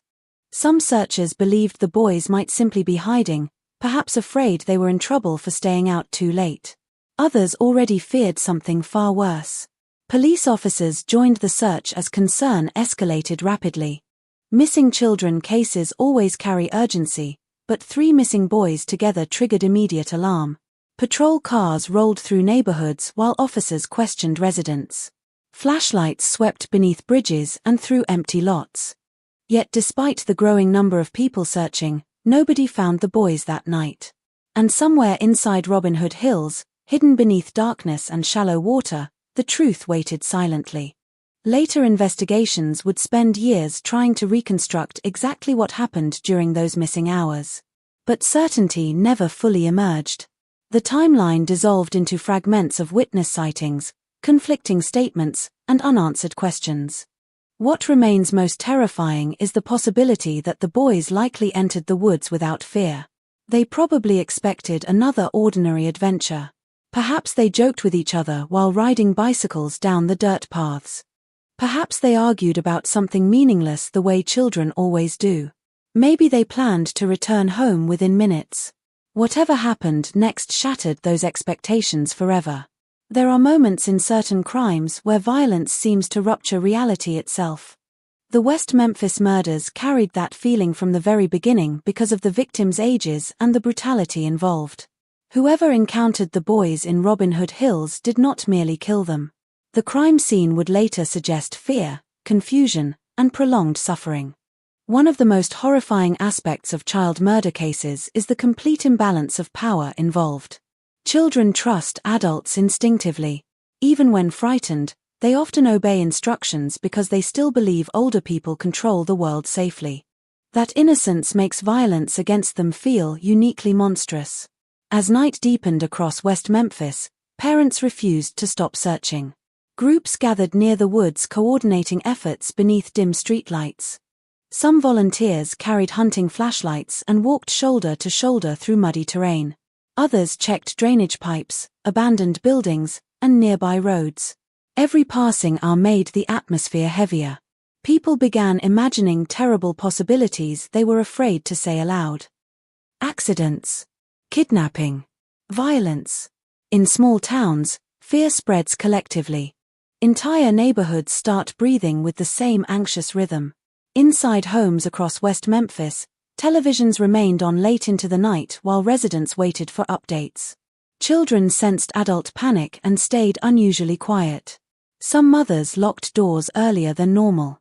Fathers stood outside smoking cigarettes in tense silence. Nobody slept comfortably. By midnight, the disappearance no longer felt temporary. Something terrible had happened. Yet even then, nobody could imagine the scale of horror waiting beneath the surface of Robin Hood Hills. The next morning arrived grey and damp. Search efforts resumed immediately. Volunteers returned to the woods exhausted from the previous night but unwilling to stop. Police continued canvassing neighborhoods while families clung desperately to hope. Children disappear and survive sometimes. They get lost. They wander farther than intended. They hide. Every parent involved in the search fought internally against darker thoughts. Hope becomes a survival mechanism during moments like that. Without it, panic consumes everything. Shortly after noon on May 6, Juvenile Probation Officer Steve Jones entered Robin Hood Hills after reports that bicycles belonging to the missing boys had been found near the woods. The discovery immediately intensified concern. The bikes were abandoned near the edge of the wooded area, tangled together unnaturally as though dropped suddenly. For parents and investigators alike, the sight felt deeply wrong. Children do not leave bicycles behind willingly. Jones moved deeper into the woods toward a muddy drainage ditch partially hidden beneath thick brush. The water there appeared dark and still beneath low-hanging branches. Then he saw a shoe floating near the surface. At first glance, the ditch revealed little. Muddy water concealed almost everything beneath it. But as Jones looked closer, shapes began emerging from the darkness below. Human forms. Small forms. The bodies of 3 boys lay submerged in the ditch, hidden beneath water and tangled branches. Even experienced investigators later described the scene as horrifying beyond words. The children had been stripped naked. Their wrists and ankles were bound together with shoelaces. Mud coated their skin and hair. The shallow water surrounding them reflected broken fragments of sunlight through the trees overhead, creating a surreal stillness that many people at the scene never forgot. For several seconds, nobody moved. The reality of what they were seeing seemed too impossible to process. Then chaos erupted. Officers secured the area while word spread rapidly through the search teams.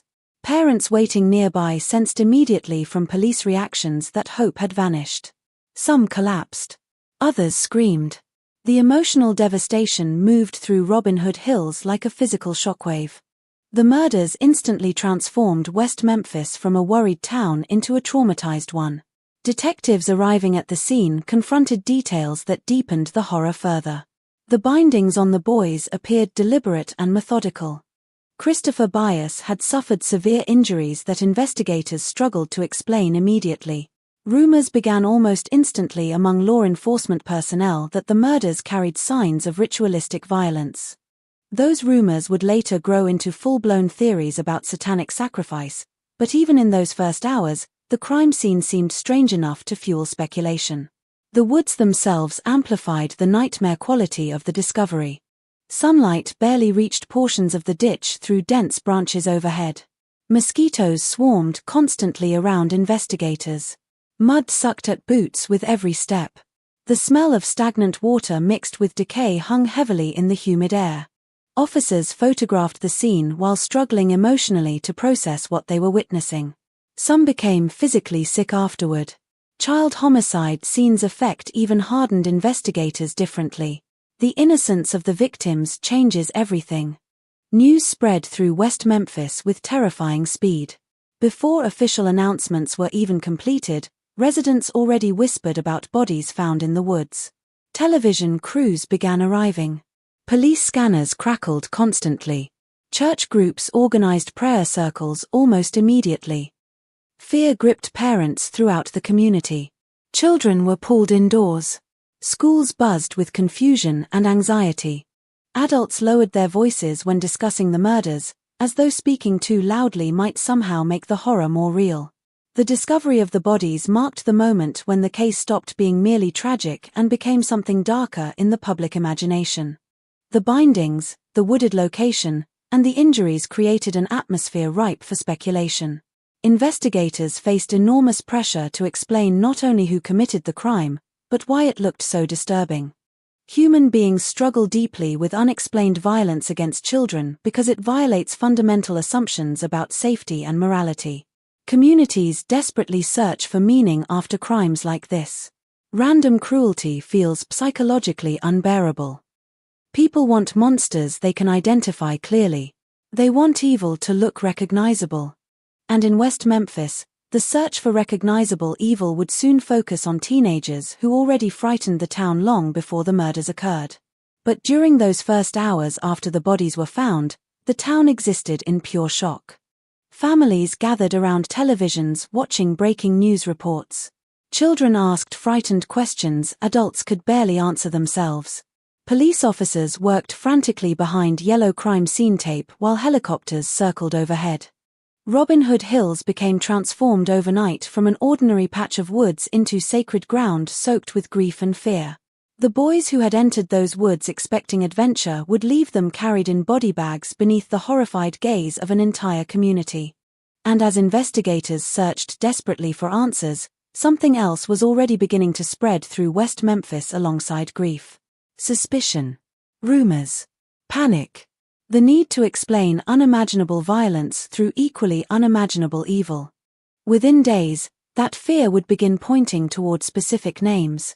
But on May 6, 1993, before the trials and accusations and documentaries, there was only devastation. 3 children were dead. Their families stood shattered beyond repair. And somewhere beyond the edges of Robin Hood Hills, the person responsible was still free. By the afternoon of May 6, 1993, Robin Hood Hills no longer belonged to children. The woods had become a crime scene, sealed behind yellow tape and guarded by police officers whose faces already carried the exhausted, hollow look of people exposed to something deeply disturbing. The muddy trails where boys once raced bicycles now filled with investigators stepping carefully through stagnant water and tangled brush. News vans gathered near the entrance to the wooded area while reporters rehearsed sentences heavy with shock and disbelief. The entire town of West Memphis seemed to hold its breath at once, waiting for answers nobody yet possessed. Inside the woods, investigators moved through the scene with growing unease. Even before autopsies were completed, the condition of the bodies immediately shaped the direction of the investigation. The boys had been found submerged in shallow muddy water, their naked bodies bound hand to foot with shoelaces. The bindings appeared intentional and strangely methodical. One child, Christopher Bias, showed severe injuries far more graphic than those suffered by the other two boys. Detectives struggled to interpret exactly what they were seeing. In violent crimes, uncertainty creates dangerous space for imagination, and imagination was already beginning to take control. The woods themselves seemed to intensify every dark theory emerging from the investigation. Robin Hood Hills felt isolated despite sitting close to residential neighborhoods. Thick brush muffled outside sound. Water pooled silently beneath low branches. Even during daylight, certain areas appeared dim and claustrophobic.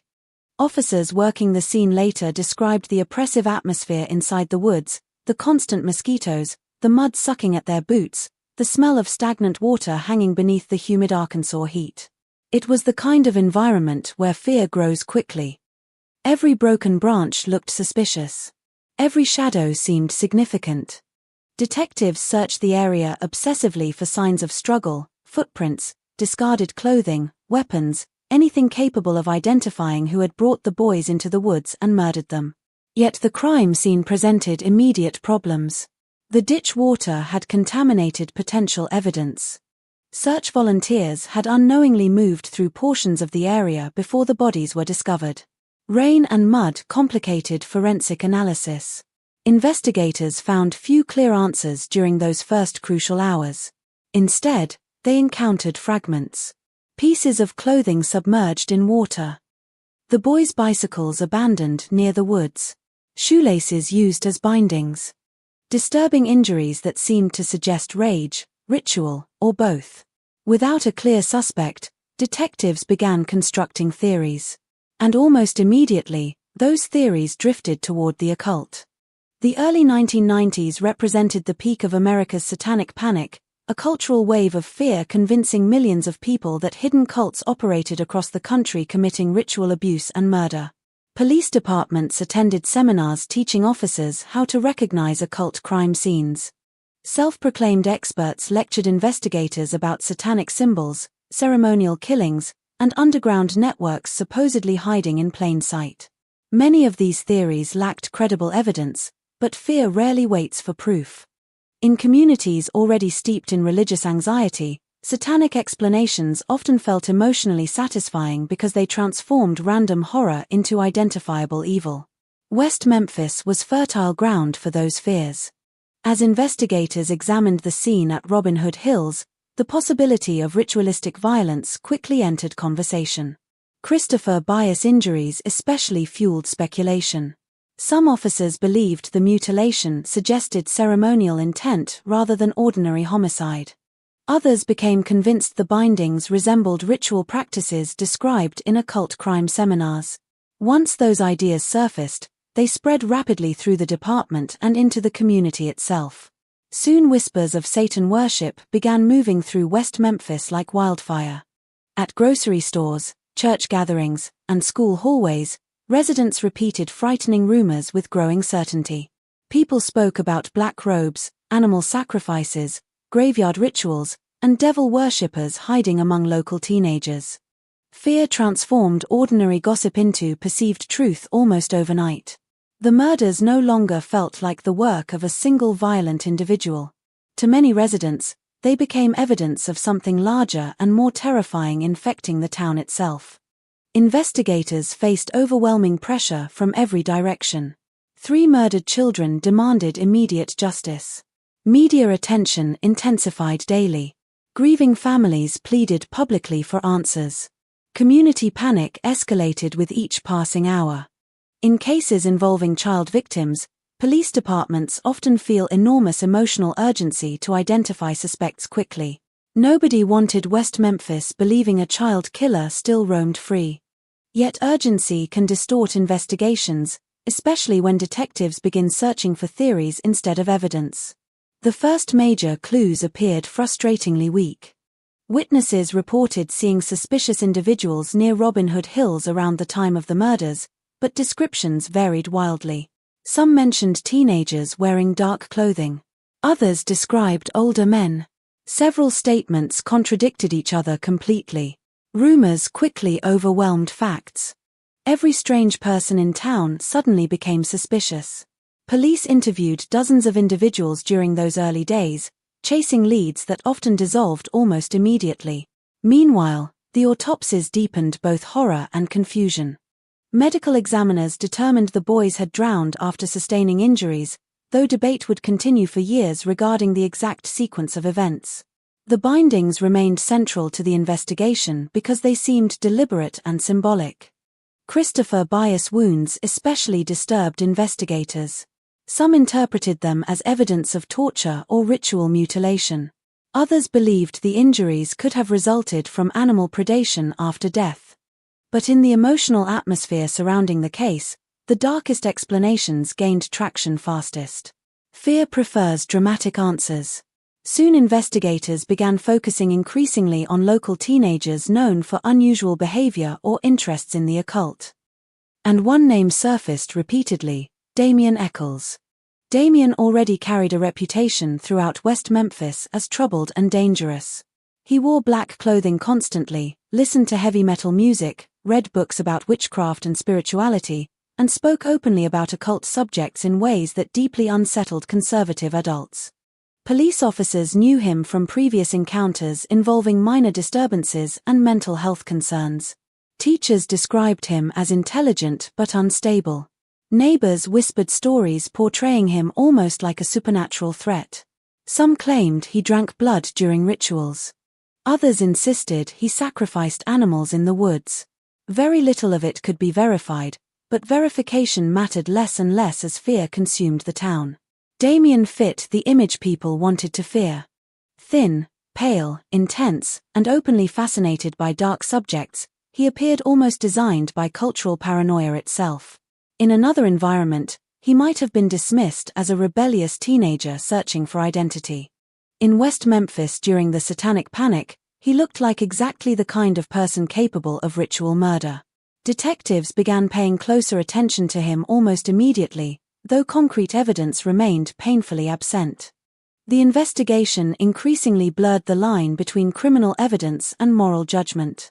Officers questioned teenagers about heavy metal music, black clothing, occult books, and cemetery gatherings as though alternative interests themselves indicated violent tendencies. Rumors became investigative fuel. Parents warned police about weird kids hanging around town. Church leaders spoke publicly about spiritual warfare. The atmosphere grew so emotionally charged that objective analysis became difficult. Even experienced investigators can fall prey to confirmation bias when community fear aligns perfectly with existing cultural narratives. The murders seemed too horrifying to be random, and Damien Eccles seemed too frightening to ignore. While police focused increasingly on occult theories, other leads received less attention. Some investigators considered the possibility of a local offender with a history of violence. Others examined family members and acquaintances connected to the victims. But none of those avenues generated the emotional certainty surrounding satanic explanations. Human beings often prefer dramatic evil over mundane violence because dramatic evil feels easier to identify and contain. The idea that disturbed teenagers performed ritual murders in the woods offered psychological clarity to a terrified community. It created monsters people believed they could recognize. Meanwhile, national media began descending aggressively on West Memphis. Television crews filmed outside police headquarters. Newspaper headlines emphasized the bizarre and disturbing aspects of the case. The phrase cult killings appeared increasingly often despite limited supporting evidence. Reporters interviewed frightened residents who described satanic activity spreading through the community. Every sensational rumor amplified public panic further. The murders stopped feeling like a local tragedy and started transforming into national spectacle. Behind closed doors, investigators struggled with mounting frustration. Physical evidence remained limited. No murder weapon had been identified. No eyewitness directly connected suspects to the crime scene. Forensic science in the early 1990s lacked many modern capabilities, especially in contaminated outdoor scenes like Robin Hood Hills. Detectives needed breakthroughs quickly, and pressure intensified with every news cycle. Then another critical piece of information emerged. A local woman named Vicky Hutchison contacted police claiming involvement with occult groups and suggesting Damien Eccles participated in ritualistic activities. Her statements dramatically reinforced investigators' growing suspicions. Hutchison later became one of the most controversial figures in the case because of inconsistent accounts and questions surrounding her credibility, but at the time, detectives treated her claims seriously. She described ceremonies, strange gatherings, and behavior that appeared to align perfectly with the satanic narrative already dominating the investigation. Whether consciously or unconsciously, investigators began constructing a story before possessing enough evidence to support it fully. And once narratives take hold during investigations, contradictory information often gets overlooked or minimized. Detectives no longer searched broadly for unknown offenders. Increasingly, they searched for proof confirming suspicions they already held. The crime scene at Robin Hood Hills became interpreted through that lens. The bindings suggested ritual. The injuries suggested sacrifice. The wooded location suggested ceremony. Each assumption reinforced the next until the theory itself began feeling undeniable to many people involved. Public fear intensified to extraordinary levels. Parents throughout West Memphis monitored children constantly. Churches held prayer meetings focused on spiritual evil invading the community. Teenagers who dressed differently found themselves treated with suspicion or outright hostility. Some young people cut their hair or changed clothing styles simply to avoid attention. The murders created a psychological divide between normal residents and anyone perceived as strange. In environments driven by fear, individuality becomes dangerous. Yet despite all the rumors and theories swirling around West Memphis, investigators still lacked definitive evidence. The case remained emotionally explosive but legally fragile.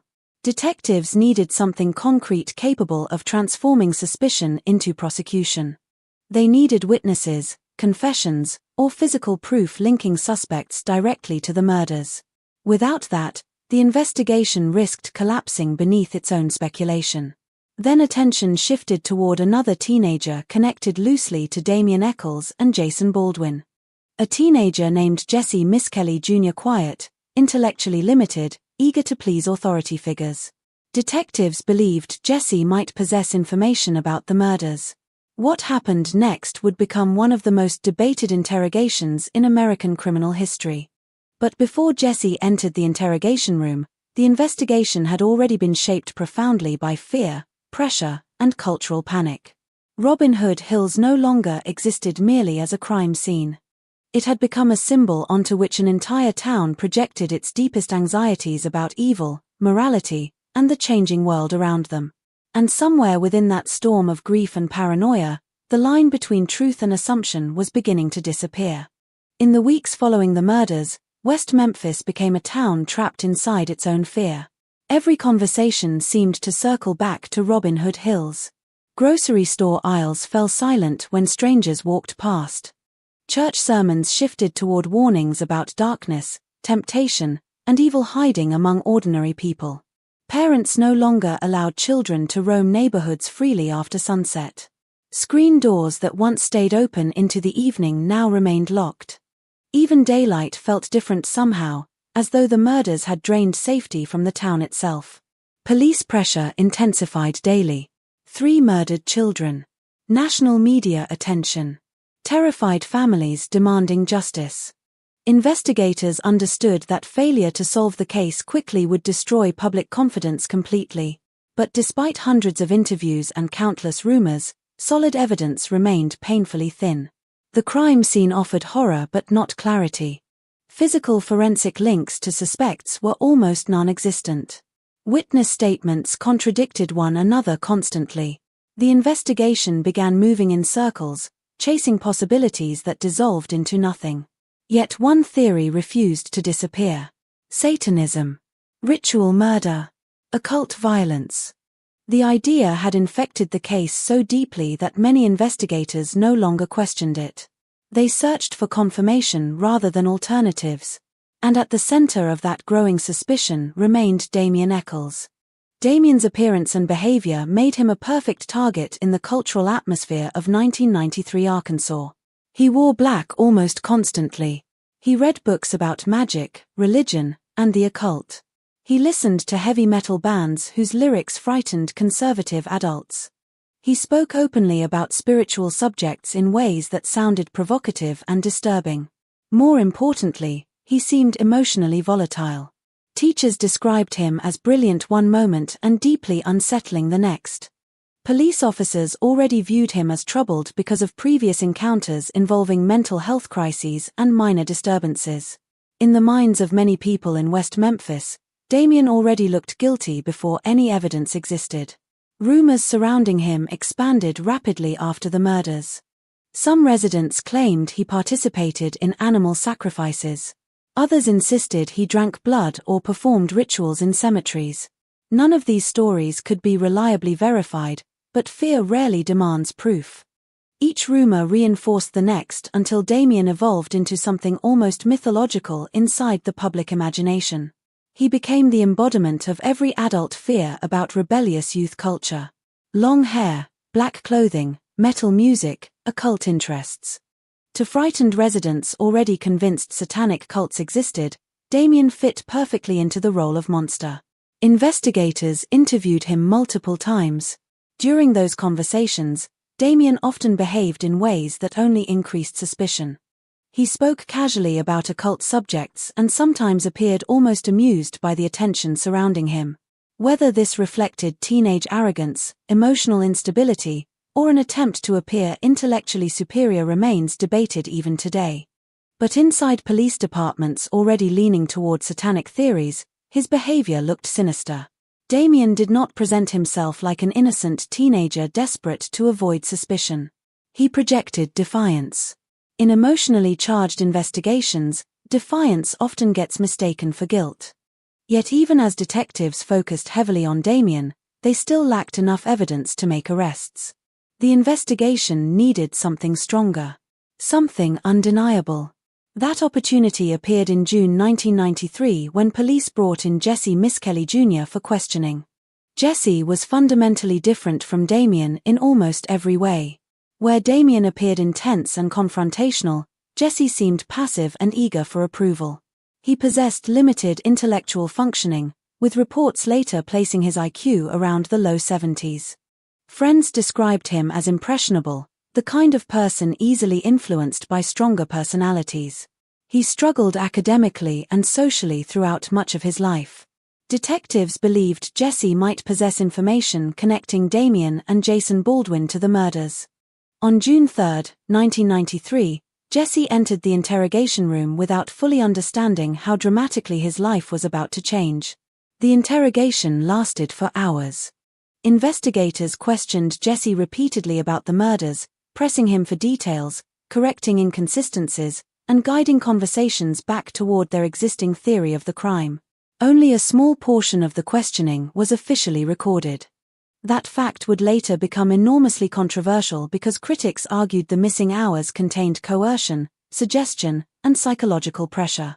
Inside the interrogation room, detectives confronted Jesse with accusations and leading questions while attempting to extract a confession. Eventually, Jesse broke. During the recorded portion of the interrogation, he confessed to participating in the murders alongside Damien Echols and Jason Baldwin. He described the boys being attacked in Robin Hood Hills and claimed the killings occurred as part of violent abuse involving multiple perpetrators. For investigators desperate for progress, the confession felt like salvation. After weeks of frustration and public pressure, they finally possessed a direct admission connecting suspects to the crime. But almost immediately, serious problems emerged within Jesse's statement. He repeatedly described details that conflicted with known evidence. He initially claimed the murders occurred in the morning rather than evening. Detectives corrected him. He misidentified the manner of attack several times. Detectives redirected him. Portions of the confession seemed less like spontaneous recollection and more like a confused teenager trying desperately to satisfy authority figures demanding specific answers. Yet despite these contradictions, police treated the confession as genuine.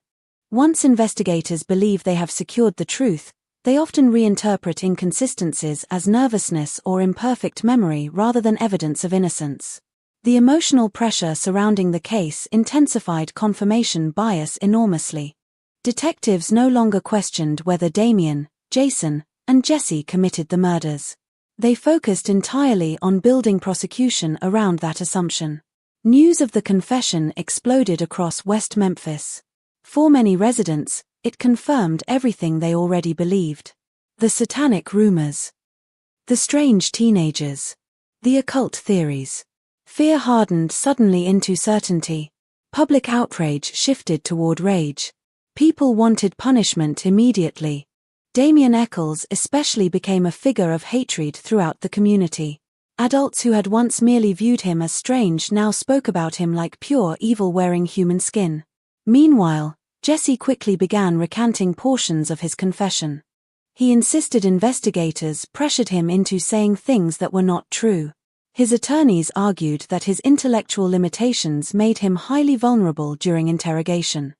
Critics later pointed out that Jesse appeared confused throughout much of the recorded statement, often guessing at answers or changing details after correction from detectives. But by then, the confession had already transformed public perception permanently. In criminal investigations, confessions carry extraordinary emotional power. People want to believe nobody would admit involvement in child murder unless guilty.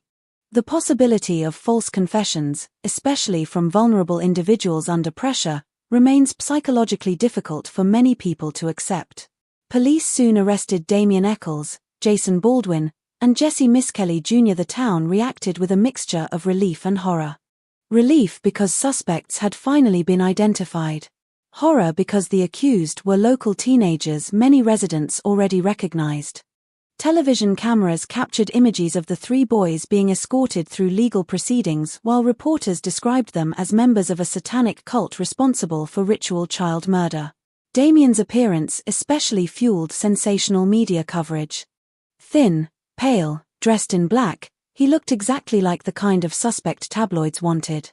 The narrative practically wrote itself. 3 innocent children sacrificed by devil-worshipping teenagers in the woods of Arkansas. The story spread nationally with terrifying speed. Yet beneath the dramatic headlines, major weaknesses remained in the case. No physical evidence directly linked the teenagers to the murders. No fingerprints connected them to the scene. No blood evidence placed them in Robin Hood Hills during the crime. No murder weapon had been recovered. The prosecution relied heavily on Jesse's confession and the broader theory of occult involvement. But emotionally charged cases often operate differently than ordinary investigations. Once public fear locks onto suspects, absence of evidence can begin feeling irrelevant. Everything about Damien, Jason, and Jesse became reinterpreted through the lens of presumed guilt. Their music preferences seemed suspicious. Their clothing seemed sinister. Their teenage behavior became evidence of moral corruption. The investigation increasingly resembled a cultural judgment as much as a criminal case. Outside the courtroom, West Memphis remained emotionally divided in complicated ways. Some residents quietly questioned the strength of the evidence. Others believed police had rushed toward the first suspects matching community fears. But publicly expressing doubt became difficult. 3 children were dead. Supporting the accused teenagers risked appearing sympathetic toward evil itself. Fear and grief often create environments where skepticism feels dangerous. Families of the victims endured unimaginable emotional devastation while simultaneously becoming entangled in the escalating public drama surrounding the case. Every news report reopened wounds. Every rumor deepened confusion. Instead of receiving space to grieve privately, they watched the murders transform into national spectacle. The emotional atmosphere surrounding the case grew almost unbearable. Prosecutors prepared aggressively for trial while emphasizing the satanic elements of the investigation. Expert witnesses on occult crime entered discussions. Investigators continued framing the murders as ritualistic despite limited concrete evidence supporting organized Satanism. America's broader cultural paranoia about hidden cults shaped nearly every aspect of the prosecution strategy. The teenagers themselves reacted differently to their arrests. Jason Baldwin maintained strong declarations of innocence and reportedly struggled emotionally with the surreal collapse of his life. Friends described him as shocked and terrified. Damien continued projecting a colder, more detached image that prosecutors interpreted as remorselessness. Whether that demeanor reflected genuine emotional numbness, mental health struggles, or simple teenage defensiveness remains impossible to know fully. Jesse fluctuated between confusion, recantation, and emotional exhaustion. As months passed, the investigation attracted increasing national attention because of its bizarre combination of child murder, satanic panic, and controversial evidence. Legal experts quietly began questioning aspects of the case even before trials officially started. How reliable was Jesse's confession? Why did so much of the prosecution focus on occult symbolism instead of forensic proof? Had investigators allowed community fear to shape the direction of the case too heavily? But those questions struggled to compete against the emotional power of the murders themselves. Fear dominated logic. The image of 3 murdered little boys in the woods overshadowed nearly every weakness in the investigation. Looking back years later, what becomes most disturbing about this phase of the case is how thoroughly atmosphere influenced perception. West Memphis did not simply investigate a crime. The town interpreted the crime through pre-existing fears about morality, youth culture, and evil. Damien Echols became dangerous partly because he looked dangerous according to the cultural anxieties of the time. Jess's confession became believable partly because people already wanted confirmation of the satanic narrative. The investigation drifted steadily away from objective uncertainty toward emotional certainty. And once that shift occurred, reversing it became almost impossible. By the time prosecutors finalized charges against the West Memphis Three, much of the community already considered the case solved.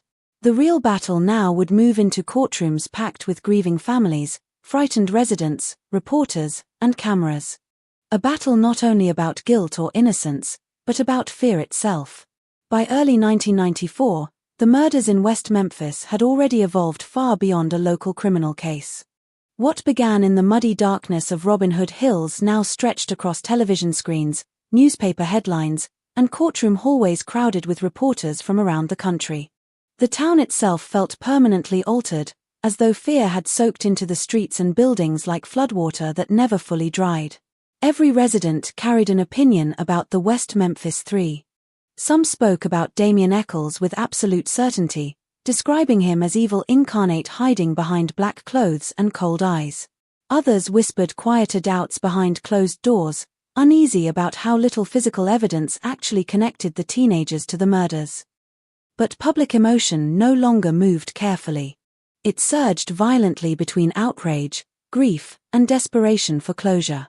The trials approached beneath enormous pressure, and both sides understood the stakes immediately. 3 children were dead.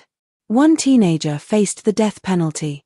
And somewhere beneath the noise surrounding the case lingered an uncomfortable question nobody could fully silence. What if the investigation had gone terribly wrong? The first major courtroom proceeding focused on Jesse Misskelley Jr., whose confession remained the emotional center of the prosecution's entire case. Prosecutors believed Jess's statement gave them exactly what they needed, a direct narrative connecting all 3 teenagers to the murders. Yet from the beginning, the defense attacked the confession aggressively. Jess's attorneys argued that investigators manipulated a vulnerable teenager with limited intellectual functioning during hours of coercive interrogation. They emphasized how much of the questioning remained unrecorded and highlighted the many contradictions inside Jess's statement. In court, the recorded confession sounded deeply unsettling. Jesse often appeared confused about basic details. He incorrectly described the time of the murders multiple times. Detectives repeatedly corrected him throughout the interview. Certain facts he provided conflicted directly with physical evidence from the crime scene. At moments, it felt less like a confident admission and more like someone trying desperately to satisfy authority figures demanding specific answers. But prosecutors framed those inconsistencies differently. They argued Jesse simply struggled with memory and communication under stress. They insisted the core confession remained truthful despite minor errors. In emotionally charged trials involving murdered children, juries often focus more heavily on emotional narrative than technical inconsistencies. Hearing a teenager calmly describe participating in violence against children carried enormous psychological weight regardless of contradictions. The courtroom atmosphere itself intensified every emotion. Families of the victims sat only feet away from the accused. Reporters scribbled constantly while photographers waited outside for every reaction and expression. The air inside the courtroom often felt thick with grief and tension.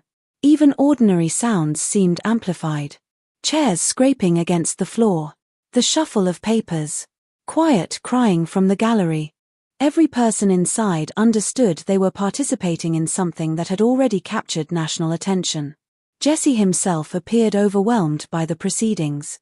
He looked frightened, confused, and emotionally exhausted much of the time. His awkward speech patterns and uncertain demeanor created sharply divided interpretations. Some observers saw vulnerability and possible innocence. Others interpreted his behavior as the emptiness of a guilty conscience. Human beings naturally project meaning onto uncertainty, especially in cases already saturated with fear and public opinion. The prosecution leaned heavily into the broader narrative surrounding the murders. Satanism remained central even when direct evidence supporting organized occult ritual stayed weak. Prosecutors introduced testimony about Damien Echols' interest in the occult, heavy metal music, black clothing, and unconventional beliefs. Expert witnesses discussed satanic practices as though explaining the psychology of the crime itself. The implication remained clear throughout the trial. These teenagers belonged to a dark world capable of ritual violence against children. In another era, much of that material might have seemed irrelevant or prejudicial. But in 1994, America still remained deeply influenced by the lingering fear of hidden satanic cults corrupting youth culture. Many adults genuinely believed heavy metal music and occult fascination could lead directly toward violence and moral decay. Prosecutors understood those fears intimately and used them effectively. The defense struggled constantly against emotional momentum already moving strongly toward conviction. They emphasized the absence of physical evidence connecting Jesse to the crime scene. No fingerprints. No blood. No DNA. No eyewitness placing him at Robin Hood Hills during the murders. But absence of evidence often feels abstract compared to the emotional power of murdered children and confessed involvement. The prosecution did not need a perfect case. They needed a believable story. And to many jurors, the confession provided exactly that. In February 1994, Jesse Misskelley Jr. was convicted of first-degree murder and second-degree murder.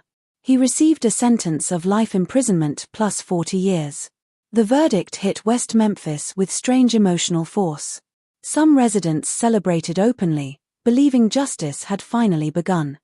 Others felt uneasy watching a vulnerable teenager disappear into prison largely on the strength of a controversial confession.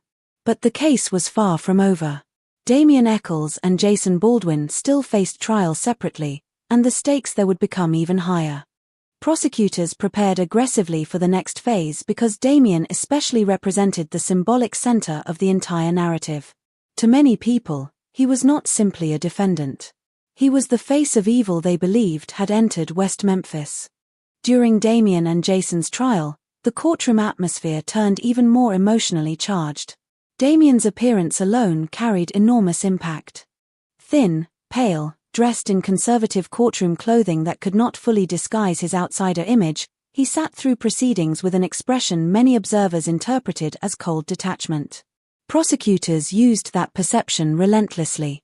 They portrayed Damien as manipulative, violent, and obsessed with death and occult practices. Witnesses testified about statements he allegedly made concerning magic, sacrifice, and violence. Some testimony bordered on rumor more than verified fact, but the cumulative effect proved powerful. Jason Baldwin suffered partly because of his friendship with Damien. Friends and family described Jason as quieter, more ordinary, less provocative. Yet prosecutors argued loyalty connected him deeply to the crimes. Jason's defense emphasized repeatedly that he lacked any history of violence and that no physical evidence tied him to the murders. But by then, the emotional gravity surrounding the case had become almost overwhelming. The courtroom frequently resembled a moral battleground rather than a purely forensic debate. Prosecutors focused heavily on personality, appearance, and cultural symbolism because hard evidence remained limited. One of the most controversial aspects of the trial involved expert testimony about occult crime. Prosecutors introduced individuals claiming expertise in satanic ritual behavior, suggesting the murders reflected ceremonial elements consistent with occult practices. Critics later attacked that testimony as pseudoscientific fear-mongering unsupported by credible evidence. But inside the cultural climate of the early 1990s, such testimony carried significant influence. Jurors already primed by media panic and public fear found the satanic narrative emotionally persuasive even when forensic support remained weak. Meanwhile, defense attorneys attempted desperately to redirect focus toward evidence rather than atmosphere. They challenged inconsistencies in witness statements. They questioned the reliability of Jess's confession. They emphasized again and again that no physical forensic evidence connected Damien or Jason directly to the scene. Yet every argument faced the same underlying obstacle. The murders themselves were so horrifying that many people already believed only monstrous individuals could have committed them. And Damien looked monstrous to a frightened conservative community long before trial ever began. Perhaps the most emotionally devastating moments occurred whenever photographs of the victims appeared in court. The images reminded everyone why the proceedings felt so urgent and painful. 3 children had died violently. Families sat only feet away from the accused while reliving unimaginable trauma through forensic testimony and crime scene descriptions. In cases involving murdered children, emotional neutrality becomes nearly impossible. Jurors are not machines. They absorb grief, fear, and anger whether they intend to or not. Outside the courthouse, media attention intensified constantly. Reporters analyzed Damien's facial expressions, clothing, and behavior almost obsessively. Television coverage framed the case dramatically, often emphasizing the satanic angle because it generated stronger audience reactions. The distinction between legal reality and media spectacle blurred further each day. Supporters of the defendants began organizing more openly as concerns about the evidence spread beyond Arkansas. Some legal observers questioned whether the trials had become contaminated by cultural panic and emotional prejudice. But inside West Memphis itself, public sentiment still leaned heavily toward conviction. People wanted closure. They wanted punishment. They wanted to believe the evil responsible for murdering 3 children had been identified and contained. In March 1994, the verdicts arrived. Jason Baldwin was convicted of first-degree murder and sentenced to life imprisonment without parole. Damien Echols was convicted of capital murder and sentenced to death. The courtroom reactions reflected both relief and devastation. Families of the victims cried openly. Supporters of the defendants sat stunned in silence. Damien himself appeared emotionally distant as the death sentence was read, though observers would later debate endlessly whether that expression reflected guilt, shock, trauma, or emotional dissociation. With the verdicts finalized, West Memphis officially declared the case solved. 3 teenage killers had been convicted. Justice, according to the legal system, had been delivered. Yet beneath that conclusion, uncertainty still lingered stubbornly. The prosecution had won despite lacking direct physical evidence.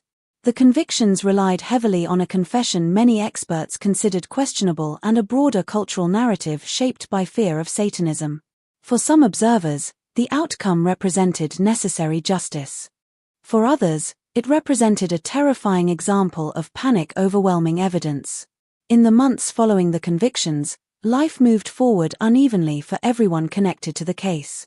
The victims' families attempted to rebuild shattered lives around unbearable loss. Damien entered death row facing the possibility of execution. Jason and Jesse disappeared into prison systems while still barely old enough to understand adulthood. West Memphis itself tried returning to normal, but normal no longer existed. The murders had permanently scarred the town psychologically. Yet even as public attention briefly faded after the convictions, something unexpected was beginning to happen beyond Arkansas. Questions about the case refused to disappear. Journalists, filmmakers, lawyers, and activists started examining the investigation more closely. And the deeper some people looked, the more troubling the entire case began to appear. What prosecutors believed marked the end of the story would eventually become only the beginning of a decades-long battle over truth, justice, and whether 3 teenagers had been condemned not because evidence proved their guilt, but because fear demanded someone to blame. When the courtroom doors finally closed after the convictions, many people in West Memphis believed the nightmare had ended. The killers had been identified. The trials were over. 3 boys were dead, and 3 teenagers had been sentenced for their murders. For the grieving families desperate for answers, the verdicts initially offered something resembling closure, even if that closure remained tangled in pain too deep for language. Newspapers described the case as solved. Television reporters spoke about justice being served. Prosecutors stood before cameras projecting confidence and certainty. Yet beneath the official conclusion, unease lingered like smoke after a fire. The deeper people looked into the case, the more fragile the foundation beneath those convictions began to appear. Damien Echols entered death row at the Arkansas Department of Correction carrying the weight of a death sentence before reaching adulthood. The state intended to kill him. That reality changed everything. Death row stripped life down into routines measured by locked doors, fluorescent lights, and the constant awareness that the government believed you deserved execution. Damien spent years inside cramped prison cells surrounded by concrete and steel, isolated for long periods while appeals moved slowly through the legal system.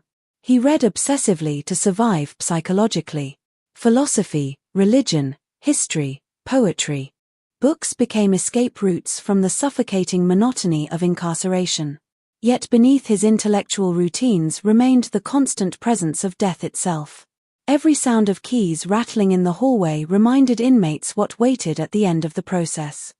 Every execution carried out inside the prison system forced Damien to confront the possibility that someday guards would come for him too. Jason Baldwin disappeared into another kind of prison existence. Unlike Damien, Jason had not received the death penalty, but life without parole still represented a living burial. He entered prison young, frightened, and emotionally shattered by the collapse of his future. Friends later described how deeply prison transformed him. The outside world continued moving while Jason remained frozen inside concrete walls. Birthdays passed. Families aged. Children grew into adults. Entire decades disappeared. Yet despite everything, Jason maintained fierce public declarations of innocence. He refused opportunities to reduce his sentence in exchange for false admissions of guilt because he believed accepting responsibility for murders he did not commit would destroy whatever remained of his identity. Jesse Miskelly Jr. struggled differently. Prison proved especially difficult for someone with his intellectual limitations and emotional vulnerability. Jesse often appeared lost within the system, drifting through years of incarceration while continuing to recount major portions of his confession. His attorneys and supporters argued repeatedly that investigators had manipulated him during interrogation, extracting statements from a confused teenager desperate to satisfy authority figures. Over time, Jesse's confession became one of the most heavily scrutinized aspects of the entire case. Legal experts, psychologists, and journalists dissected the recorded interview repeatedly, pointing toward leading questions, inconsistencies, and signs of coercion. Outside prison walls, the case refused to disappear. Instead, something unexpected happened. A documentary crew led by filmmakers Joe Berlinger and Bruce Sinofsky had been present during portions of the investigation and trial process, initially believing they were documenting the story of obvious child killers. But the deeper they immersed themselves in the case, the more disturbed they became by what they witnessed. The resulting documentary, Paradise Lost, The Child Murders at Robin Hood Hills, introduced millions of viewers to details the broader public had never fully considered. The film presented not only the brutality of the murders, but also the troubling weaknesses inside the investigation itself. Viewers watched portions of Jess's confession. They saw the emphasis prosecutors placed on Satanism and appearance rather than forensic evidence. They witnessed how heavily Damien's clothing, music preferences, and personality shaped public perception. For many people outside Arkansas, the documentary created immediate doubt about whether justice had actually been served. The release of Paradise Lost transformed the West Memphis Three from convicted killers into potential victims of wrongful conviction in the eyes of a growing national audience. Support groups formed rapidly. Journalists revisited the evidence. Lawyers volunteered assistance. Celebrities became involved. What made the case uniquely compelling was its emotional complexity. 3 children had unquestionably been murdered in horrifying fashion. The grief of their families remained painfully real. Yet increasing numbers of people began believing the wrong teenagers had been sent to prison because fear and cultural panic overwhelmed objective evidence. The case became symbolic of something larger than a single crime. It became a national argument about the justice system itself. Throughout the late 1990s and early 2000s, new scrutiny exposed additional weaknesses in the prosecution's case. Forensic experts re-examined evidence from Robin Hood Hills using improved scientific techniques unavailable during the original trials. Critics challenged the so-called occult crime testimony presented by prosecutors, arguing much of it resembled pseudoscience rooted in satanic panic hysteria rather than legitimate criminal analysis. The absence of physical evidence linking Damien, Jason, or Jesse to the murders grew increasingly difficult to ignore. No